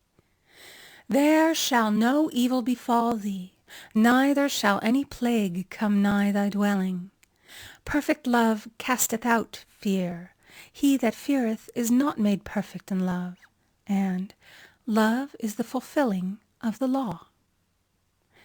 End of Chapter 7. The Game of Life and How to Play It by Florence Scovel Shinn. Chapter 8. Intuition or Guidance. In all thy ways acknowledge him, and he shall direct thy paths. There is nothing too great of accomplishment for the man who knows the power of his word, and who follows his intuitive leads. By the word he starts in action unseen forces, and can rebuild his body or remold his affairs. It is therefore of the utmost importance to choose the right words, and the student carefully selects the affirmation he wishes to catapult into the invisible. He knows that God is his supply, and that there is a supply for every demand, and that his spoken word releases this supply. Ask, and ye shall receive. Man must make the first move. Draw nigh to God, and he will draw nigh to you. I have often been asked just how to make a demonstration. I reply, speak the word, and then do not do anything until you get a definite lead. Demand the lead, saying, Infinite Spirit, reveal to me the way. Let me know if there's anything for me to do. The answer will come through intuition, or hunch, a chance remark from someone, or a passage in a book, etc., etc. The answers are sometimes quite startling in their exactness. For example, a woman desired a large sum of money. She spoke the words, Infinite Spirit, open the way for my immediate supply. Let all that is mine by divine right now reach me in great avalanches of abundance. Then she added, Give me a definite lead. Let me know if there is anything for me to do. The thought came quickly. Give a certain friend, who had helped her spiritually, $100. She told her friend, who said, Wait and get another lead before giving it. So she waited, and that day met a woman who said to her, I gave someone $1 today. It was just as much for me as it would be for you to give someone 100. This was indeed an unmistakable lead, so she knew she was right in giving the $100. It was a gift which proved a great investment, for shortly after that, a large sum of money came to her in a remarkable way. Giving opens the way for receiving. In order to create activity in finances, one should give. Tithing, or giving 1/10 of one's income, is an old Jewish custom and is sure to bring increase. Many of the richest men in the country have been tithers and have never known it to fail as an investment. The 10th part goes forth and returns blessed and multiplied, but the gift or tithe must be given with love and cheerfulness, for God loveth a cheerful giver. Bills should be paid cheerfully. All money should be sent forth fearlessly and with a blessing. This attitude of mind makes man master of money. It is his to obey, and his spoken word then opens vast reservoirs of wealth. Man himself limits his supply by his limited vision. Sometimes the student has a great realization of wealth, but is afraid to act. The vision and action must go hand in hand, as in the case of the man who bought the fur-lined overcoat. A woman came to me asking me to speak the word for a position. So I demanded, Infinite Spirit, open the way for this woman's right position. Never ask for just a position. Ask for the right position, the place already planned in divine mind, as it is the only one that will give satisfaction. I then gave thanks that she had already received, and that it would manifest quickly. Very soon she had 3 positions offered her, 2 in New York and 1 in Palm Beach, and she did not know which one to choose. I said, ask for a definite lead. The time was almost up and was still undecided when one day she telephoned. When I woke up this morning, I could smell Palm Beach. She had been there before and knew its balmy fragrance. I replied, "Well, if you can smell Palm Beach from here, it's certainly your lead." She accepted the position, and it proved a great success. Often one's lead comes at an unexpected time. One day I was walking down the street when suddenly I felt a strong urge to go to a certain bakery a block or two away. The reasoning mind resisted, arguing, "There's nothing there that you want." However, I had learned not to reason, so I went to the bakery, looked at everything, and there was certainly nothing there that I wanted. But coming out, I encountered a woman I had thought of often, and who was in great need of the help which I could give her. So often, one goes for one thing and finds another. Intuition is a spiritual faculty and does not explain, but simply points the way. A person often receives a lead during a treatment. The idea that comes may seem quite irrelevant, but some of God's leadings are mysterious. In the class one day, I was treating that each individual would receive a definite lead. A woman came to me afterwards and said, "While you were treating, I got the hunch to take my furniture out of storage and get an apartment." The woman had come to be treated for health. I told her I knew in getting a home of her own, her health would improve, and I added, "I believe your trouble, which is a congestion, has come from having things stored away. Congestion of things causes congestion in the body. You have violated the law of use, and your body is paying the penalty." So I gave thanks that divine order was established in her mind, body, and affairs. People little dream of how their affairs react on the body. There is a mental correspondence for every disease. A person might receive instantaneous healing through the realization of his body being a perfect idea in divine mind, and therefore whole and perfect, but if he continues his destructive thinking, hoarding, hating, fearing, condemning, the disease will return. Jesus Christ knew that all sickness came from sin, but admonished the leper after the healing to go and sin no more, lest a worse thing come upon him. So man's soul, or subconscious mind, must be washed whiter than snow for permanent healing. And the metaphysician is always delving deep for the correspondence. Jesus Christ said, "Condemn not, lest ye also be condemned. Judge not, lest ye be judged." Many people have attracted disease and unhappiness through the condemnation of others. What man condemns in others, he attracts to himself. For example, a friend came to me in anger and distress because her husband had deserted her for another woman. She condemned the other woman and said continually, "She knew he was a married man. She had no right to accept his attentions." I replied, "Stop condemning the woman.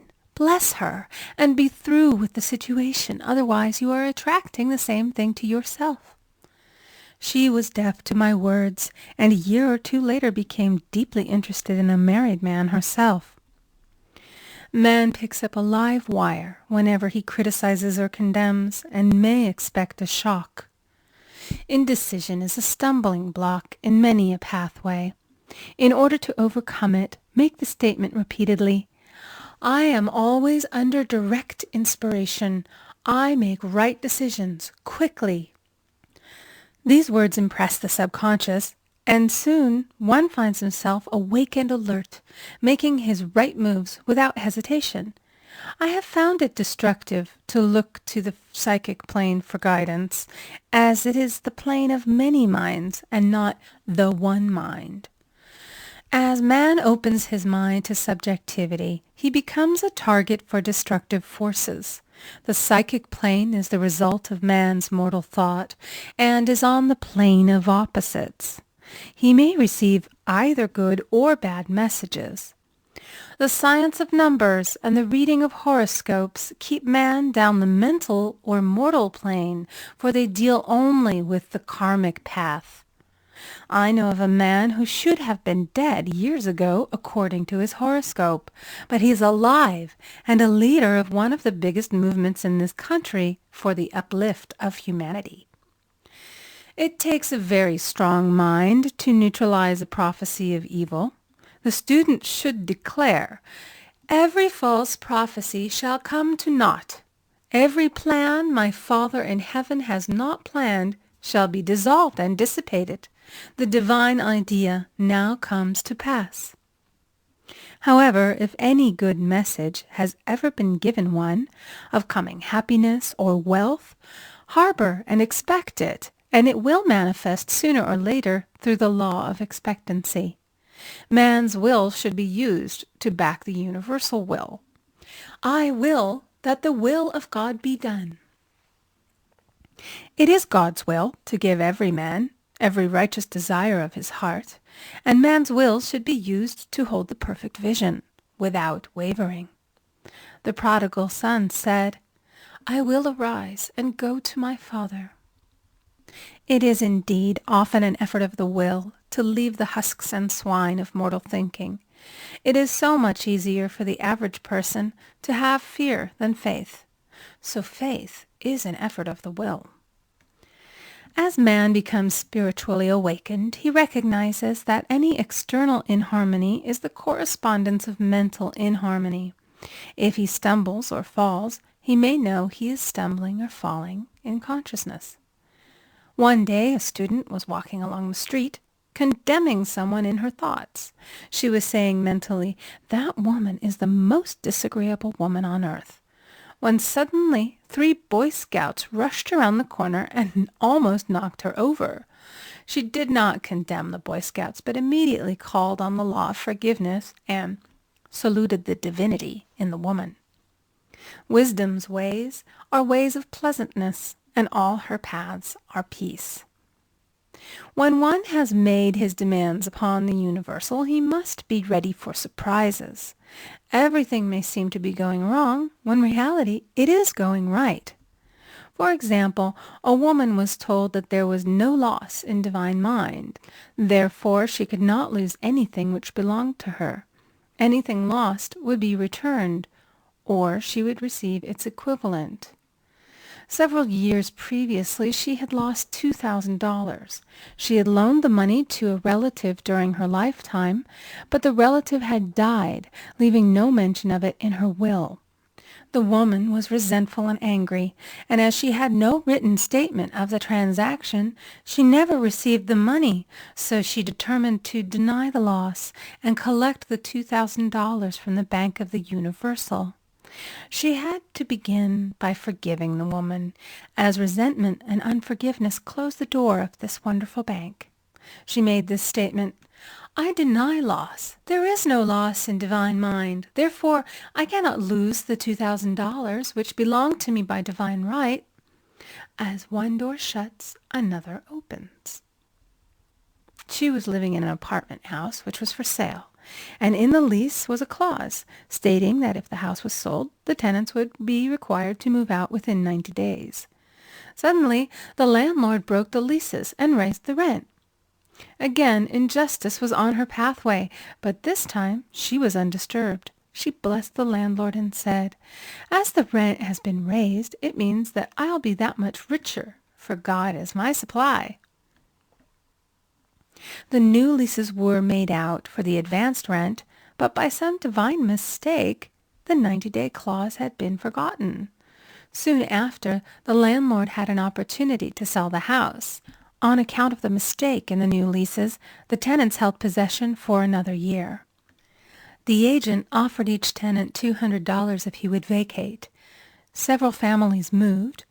3 remained, including the woman. A month or 2 passed, and the agent again appeared.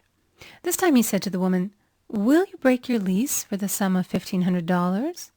It flashed upon her, "Here comes the $2,000. She remembered having said to friends in the house, "We will all act together if anything more is said about leaving." So her lead was to consult her friends. These friends said, "Well, if they have offered you $1,500, they will certainly give $2,000. So she received a check for $2,000 for giving up the apartment. It was certainly a remarkable working of the law, and the apparent injustice was merely an opening for the way for her demonstration. It proved that there is no loss, and when man takes his spiritual stand, he collects all that is his from this great reservoir of good. I will restore to you the years the locusts have eaten. The locusts are the doubts, fears, resentments, and regrets of mortal thinking. These adverse thoughts alone rob man, for no man gives to himself but himself, and no man takes away from himself but himself. Man is here to prove God and to bear witness to the truth. And he can only prove God by bringing plenty out of lack and justice out of injustice. Prove me now herewith, saith the Lord of hosts, if I will not open you the windows of heaven and pour out a blessing, that there shall be not room enough to receive it. End of chapter 8. The Game of Life and How to Play It by Florence Scovel Shinn. Chapter 9, Perfect Self-Expression, or The Divine Design. No wind can drive my bark astray, nor change the tide of destiny. There is for each man perfect self-expression. There is a place which he is to fill, and no one else can fill, something which he is to do, which no one else can do. It is his destiny. This achievement is held, a perfect idea in divine mind, awaiting man's recognition. As the imaging faculty is the creative faculty, it is necessary for man to see the idea before it can manifest. So man's highest demand is for the divine design of his life. He may not have the faintest conception of what it is, for there is possibly some marvelous talent hidden deep within him.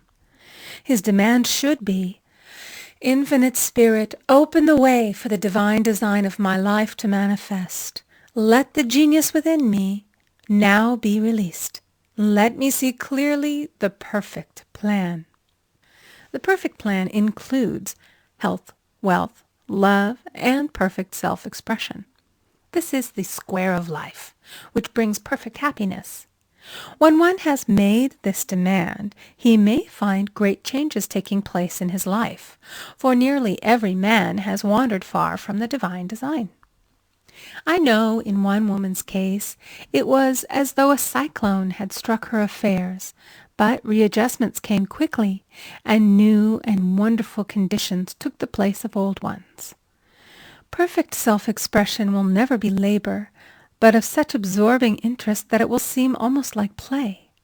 The student knows also, as man comes into the world financed by God, the supply needed for his perfect self-expression will be at hand. Many a genius has struggled for years with the problem of supply, when his spoken word and faith would have released quickly the necessary funds. For example, after the class one day, a man came to me and handed me a cent. He said, I have just 7 cents in the world, and I'm going to give you 1, for I have faith in the power of your spoken word. I want you to speak the word for my perfect self-expression and prosperity. I spoke the word and did not see him again until a year later. He came in one day, successful and happy, with a roll of yellow bills in a pocket. He said, Immediately after you spoke the word, I had a position offered me in a distant city, and am now demonstrating health, happiness, and supply. A woman's self-expression may be in becoming a perfect wife, a perfect mother, a perfect homemaker, and not necessarily in having a public career. Demand definite leads, and the way will be made easy and successful. One should not visualize or force a mental picture. When he demands the divine design to come into his conscious mind, he will receive flashes of inspiration and begin to see himself making some great accomplishment. This is the picture or idea he must hold without wavering. The thing man seeks is seeking him. The telephone was seeking Bell. Parents should never force careers and professions upon their children.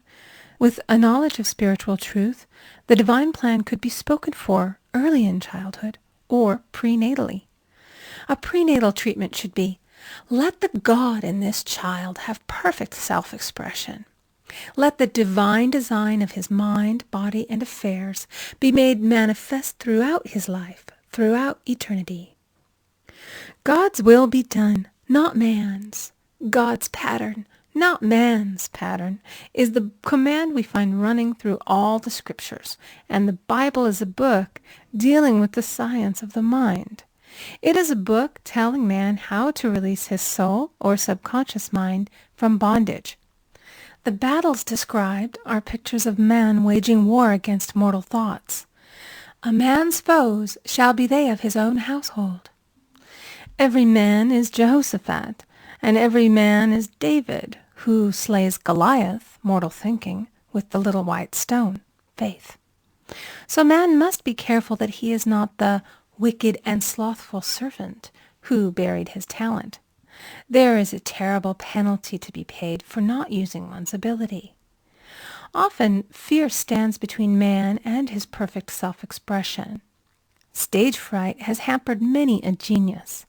This may be overcome by the spoken word or treatment. The individual then loses all self-consciousness and feels simply that he is a channel for infinite intelligence to express itself through. He is under direct inspiration, fearless and confident, for he feels that it is the Father within who does the work. A young boy came often to my class with his mother. He asked me to speak the word for his coming examinations at school. I told him to make the statement, I am one with infinite intelligence. I know everything I should know on this subject. He had an excellent knowledge of history, but was not sure of his arithmetic. I saw him afterwards, and he said, I spoke the word for my arithmetic and passed with the highest honors, but I thought I could depend upon myself for history and got a very poor mark. Man often receives a setback when he is too sure of himself, which means he is trusting to his personality and not the Father within.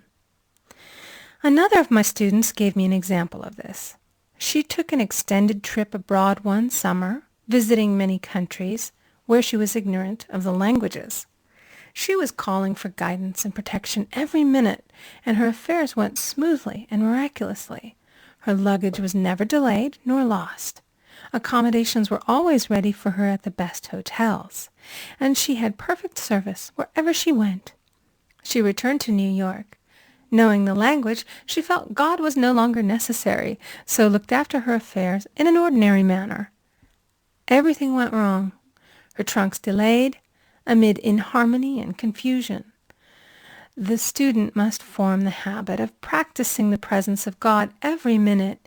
In all thy ways acknowledge him. Nothing is too small or too great. Sometimes an insignificant incident may be the turning point in a man's life. Robert Fulton, watching some boiling water simmering in a tea kettle, saw a steamboat. I have seen a student often keep back his demonstration through resistance or pointing the way. He pins his faith to one channel only and dictates just the way he desires the manifestation to come, which brings things to a standstill. My way, not your way, is the command of infinite intelligence. Like all power, be it steam or electricity, it must have a non-resistant engine or instrument to work through, and man is that engine or instrument. Over and over again, man is told to stand still. O Judah, fear not, but tomorrow go out against them, for the Lord will be with you. You shall not need to fight this battle. Set yourselves, stand ye still, and see the salvation of the Lord with you. We see this in the incidents of the $2,000 coming to the woman through the landlord when she became non-resistant and undisturbed, and the woman who won the man's love after all suffering had ceased. The student's goal is poise. Poise is power. for it gives God power a chance to rush through man, to will and to do its good pleasure. Poised, he thinks clearly and makes right decisions quickly. He never misses a trick. Anger blurs the visions, poisons the blood, is the root of many diseases, and causes wrong decision, leading to failure. It has been named one of the worst sins, as its reaction is so harmful. The student learns that in metaphysics, sin has a much broader meaning than in the old teaching. Whatsoever is not of faith is sin. He finds that fear and worry are deadly sins. They are inverted faith, and through distorted mental pictures bring to pass the thing he fears. His work is to drive out these enemies from the subconscious mind. When man is fearless, he is finished. Maeterlinck says that man is God afraid. So, as we read in the previous chapters, man can only vanquish fear by walking up to the thing he is afraid of. When Jehoshaphat and his army prepared to meet the enemy, singing, "Praise the Lord, for his mercy endureth forever," they found their enemies had destroyed each other, and there was nothing to fight. For example, a woman asked a friend to deliver a message to another friend. The woman feared to give the message, as the reasoning mind said, "Don't get mixed up in this affair. Don't give that message." She was troubled in spirit, for she had given her promise. At last she determined to walk up to the lion and call on the law of divine protection. She met the friend to whom she was to deliver the message. She opened her mouth to speak it when her friend said, "So-and-so has left town." This made it unnecessary to give the message, as the situation depended upon the person being in town. As she was willing to do it, she was not obliged to. As she did not fear, the situation vanished. The student often delays his demonstration through a belief in incompletion. He should make this statement: "In divine mind there is only completion. Therefore my demonstration is completed. My perfect word, my perfect home, my perfect health." Whatever he demands are perfect ideas registered in divine mind and must manifest under grace in a perfect way. He gives thanks he has already received on the invisible and makes active preparation for receiving on the visible. One of my students was in need of a financial demonstration. She came to me and asked why it was not completed. I replied, "Perhaps you are in the habit of leaving things unfinished, and the subconscious has gotten into the habit of not completing. As the without, so the within." She said, "You are right. I often begin things and never finish them. I'll go home and finish something I commenced weeks ago, and I know it will be symbolic of my demonstration." So she sewed assiduously, and the article was soon completed. Shortly thereafter, the money came in a most curious manner. Her husband was paid his salary twice that month. He told the people of their mistake, and they sent word to keep it. When man asks, believing, he must receive, for God creates his own channels. I have been sometimes asked, suppose one has several talents. How is he to know which one to choose? Demand to be shown definitely. Say, "Infinite Spirit, give me a definite lead. Reveal to me my perfect self-expression. Show which talent I am to make use of now." I have known people to suddenly enter a new line of work and be fully equipped with little to no training, so make the statement, "I am fully equipped for the divine plan of my life," and be fearless in grasping opportunities. Some people are cheerful givers, but bad receivers. They refuse gifts through pride or some negative reason, thereby blocking their channels, and invariably find themselves eventually with little or nothing. For example, a woman who had given away a great deal of money had a gift offered her of several $1,000s. She refused to take it, saying she did not need it. Shortly thereafter, her finances were tied up, and she found herself in debt for that amount. Man should receive gracefully the bread returning to him upon the water. Freely ye have given, freely ye shall receive. There is always the perfect balance of giving and receiving, and though man should give without thinking of returns, he violates law if he does not accept the returns which come to him, for all gifts are from God, man being merely the channel. A thought of lack should never be held over the giver. For example, when the man gave me 1 cent, I did not say, "Poor man, he cannot afford to give me that." I saw him rich and prosperous with his supply pouring in. It was this thought which brought it. If one has been a bad receiver, he must become a good one, and take even a postage stamp if it is given him, and open up his channels for receiving. The Lord loveth a cheerful receiver, as well as a cheerful giver. I have often been asked why one man is born rich and healthy, and another poor and sick. Where there is an effect, there is always a cause. There is no such thing as chance. This question is answered through the law of reincarnation. Man goes through many births and deaths until he knows the truth which sets him free. He is drawn back to the earth plane through unsatisfied desire, to pay his karmic debts or to fulfill his destiny. The man born rich and healthy has had pictures in his subconscious mind, in his past life, of health and riches, and the poor and sick man of disease and poverty. Man manifests, on any plane, the sum total of his subconscious beliefs. However, birth and death are man-made laws, for the wages of sin is death.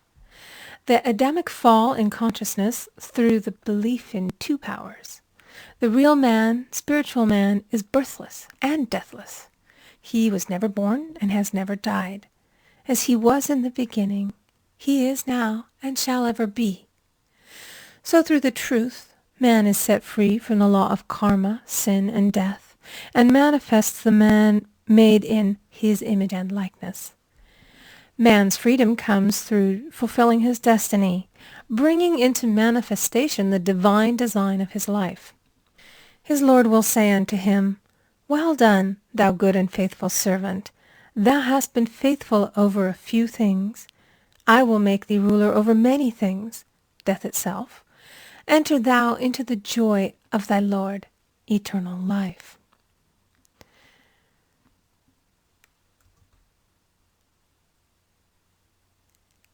End of Chapter 9. The Game of Life and How to Play It by Florence Scovel Shinn. Chapter 10. Denials and Affirmations. Thou shalt also decree a thing, and it shall be established unto thee. All the good that is to be made manifest in man's life is already an accomplished fact in divine mind, and is released through man's recognition or spoken word. So he must be careful to decree that only the divine idea be made manifest, for often he decrees through his idle words failure or misfortune. It is therefore of the utmost importance to word one's demands correctly, as stated in a previous chapter. If one desires a home, friend, position, or any other good thing, make the demand for the divine selection. For example, Infinite Spirit, open the way for my right home, my right friend, my right position. I give thanks that it now manifests under grace in a perfect way. The latter part of this statement is most important. For example, I knew a woman who demanded $1,000. Her daughter was injured, and they received $1,000 indemnity, so it did not come in a perfect way. The demand should have been worded in this way: Infinite Spirit, I give thanks that the $1,000, which is mine by divine right, is now released and reaches me under grace in a perfect way. As one grows in a financial consciousness, he should demand that the enormous sums of money which are his by divine right reach him under grace in perfect ways. It is impossible for man to release more than he thinks is possible, for one is bound by the limited expectancies of the subconscious. He must enlarge his expectancies in order to receive in a larger way.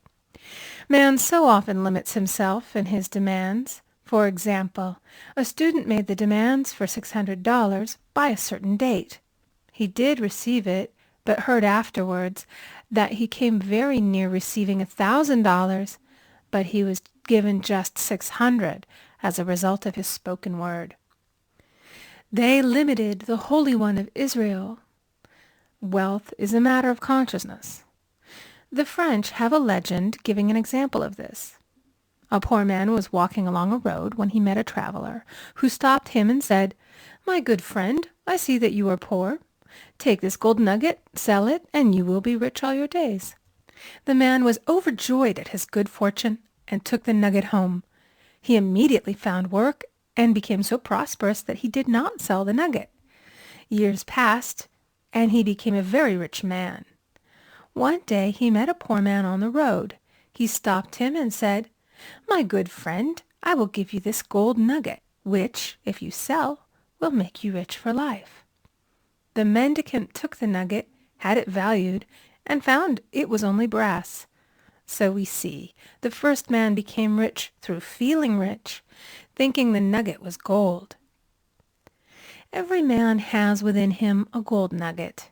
It is his consciousness of gold, of opulence, which brings riches into his life.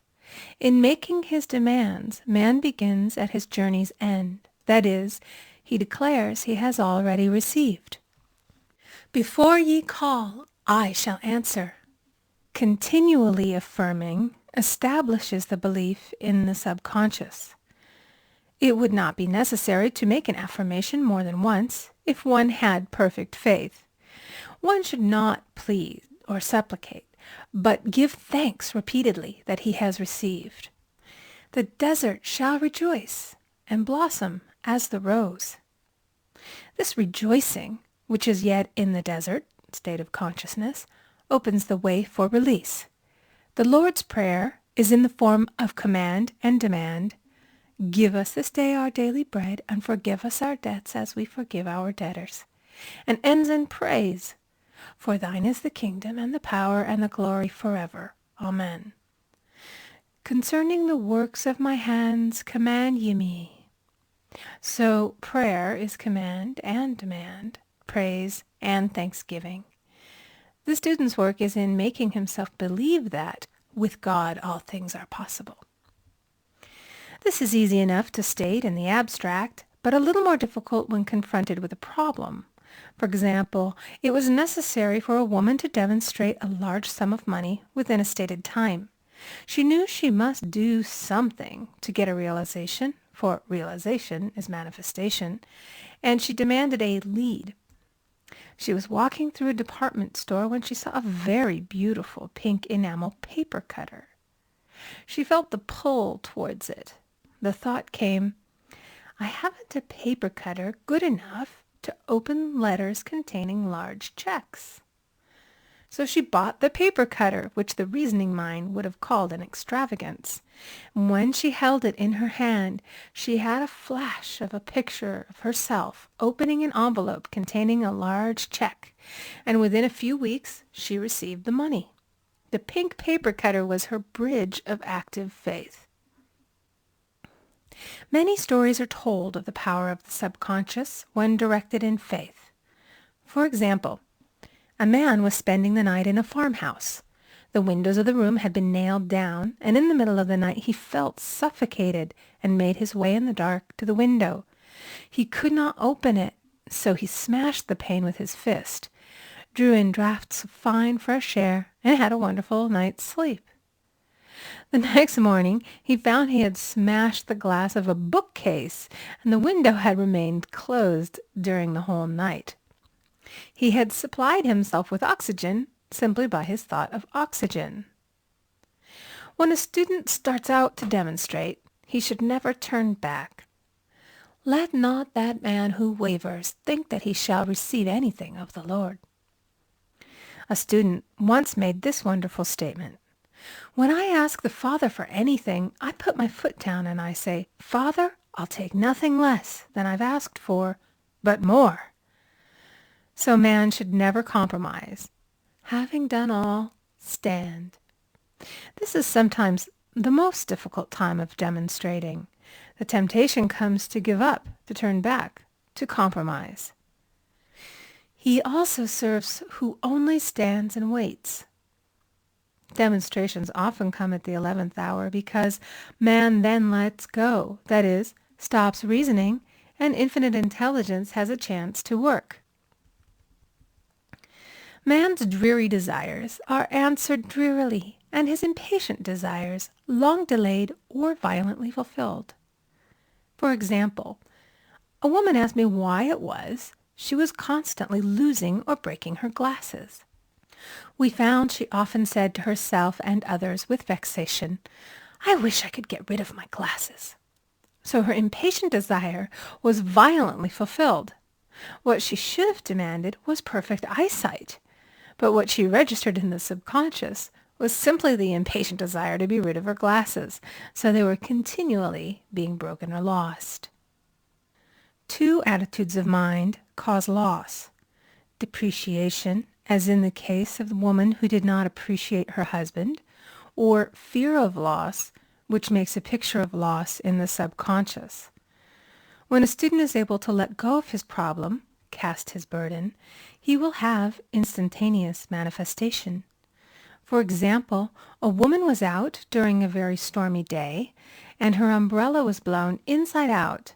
She was about to make a call on some people whom she had never met, and she did not wish to make her first appearance with a dilapidated umbrella. She could not throw it away, as it did not belong to her. So in desperation she exclaimed, "Oh God, you take charge of this umbrella. I don't know what to do." A moment later a voice behind her said, "Lady, do you want your umbrella mended?" There stood an umbrella mender. She replied, "Indeed I do." The man mended the umbrella while she went into the house to pay her call, and when she returned she had a good umbrella. So there is always an umbrella mender at hand on man's pathway when one puts the umbrella or situation in God's hands. One should always follow a denial with an affirmation. For example, I was called on the phone late one night to treat a man whom I had never seen. He was apparently very ill. I made the statement, "I deny the appearance of disease. It is unreal, therefore cannot register in his consciousness. This man is a perfect idea in divine mind, pure substance expressing perfection. There is no time or space in divine mind. Therefore, the word reaches instantly its destination and does not return void." I have treated patients in Europe and have found that the result was instantaneous. I am asked so often the difference between visualizing and visioning. Visualizing is a mental process governed by the reasoning or conscious mind. Visioning is a spiritual process governed by intuition or the superconscious mind. The student should train his mind to receive these flashes of inspiration and work out the divine pictures through definite leads. When a man can say, "I desire only that which God desires for me," his false desires fade from the consciousness, and a new set of blueprints is given him by the master architect, the God within. God's plan for each man transcends the limitation of the reasoning mind and is always the square of life, containing health, wealth, love, and perfect self-expression. Many a man is building for himself in imagination a bungalow when he should be building a palace. If a student tries to force a demonstration through the reasoning mind, he brings it to a standstill. "I will hasten it, saith the Lord." He should act only through intuition or definite leads. "Rest in the Lord and wait patiently. Trust also in him, and he will bring it to pass." I have seen the law work in the most astonishing manner. For example, a student stated that it was necessary for her to have $100 by the following day. It was a debt of vital importance which had to be met.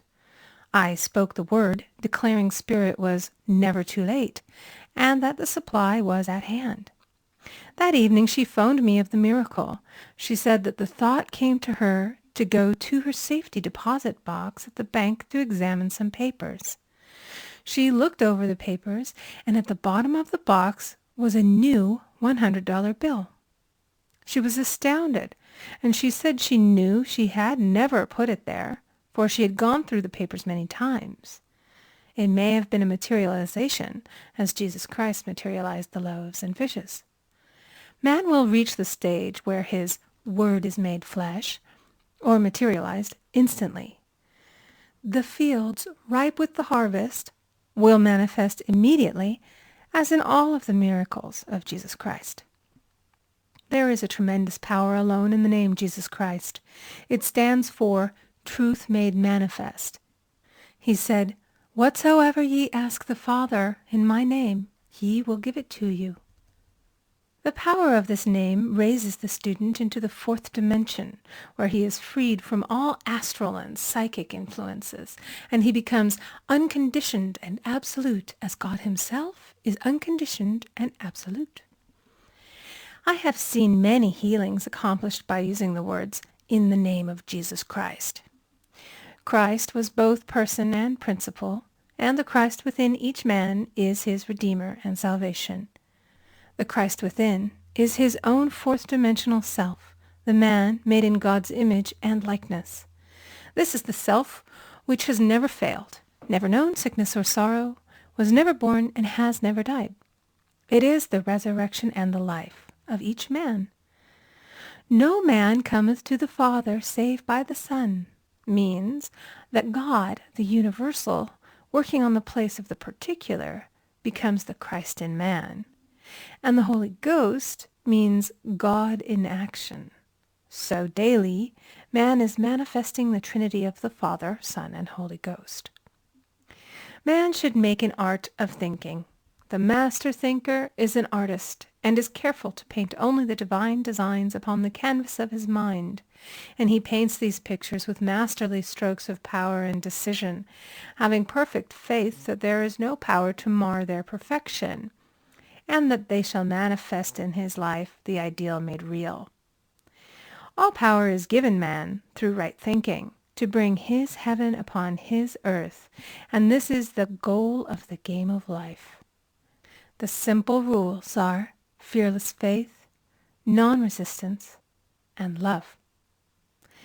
May each reader be now freed from that thing which has held him in bondage through the ages, standing between him and his own, and know the truth which makes him free.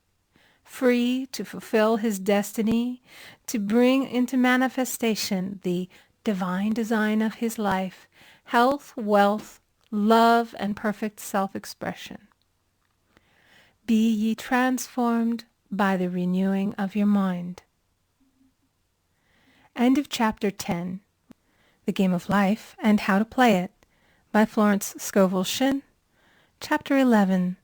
Denials and Affirmations. For prosperity. God is my unfailing supply, and large sums of money come to me quickly, under grace, in perfect ways. For right conditions. Every plan my Father in heaven has not planned shall be dissolved and dissipated, and the divine idea now comes to pass. For right conditions. Only that which is true of God is true of me, for I and the Father are one. For faith.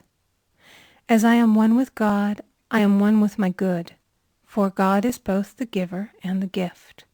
I cannot separate the giver from the gift. For right conditions. Divine love now dissolves and dissipates every wrong condition in my mind, body, and affairs. Divine love is the most powerful chemical in the universe, and dissolves everything which is not of itself. For health. Divine love fills my consciousness with health, and every cell in my body is filled with light. For the eyesight. My eyes are God's eyes. I see with the eyes of spirit. I see clearly the open way. There are no obstacles on my pathway. I see clearly the perfect plan. For guidance. I am divinely sensitive to my intuitive leads, and give instant obedience to thy will. For the hearing. My ears are God's ears. I hear with the ears of spirit. I am non-resistant, and am willing to be led. I hear glad tidings of great joy. For right work. I have a perfect work in a perfect way. I give a perfect service for perfect pay. For freedom from all bondage. I cast this burden on the Christ within, and I go free. End of Chapter 11. Recording by Amy Conger. End of The Game of Life and How to Play It by Florence Scovel Shinn.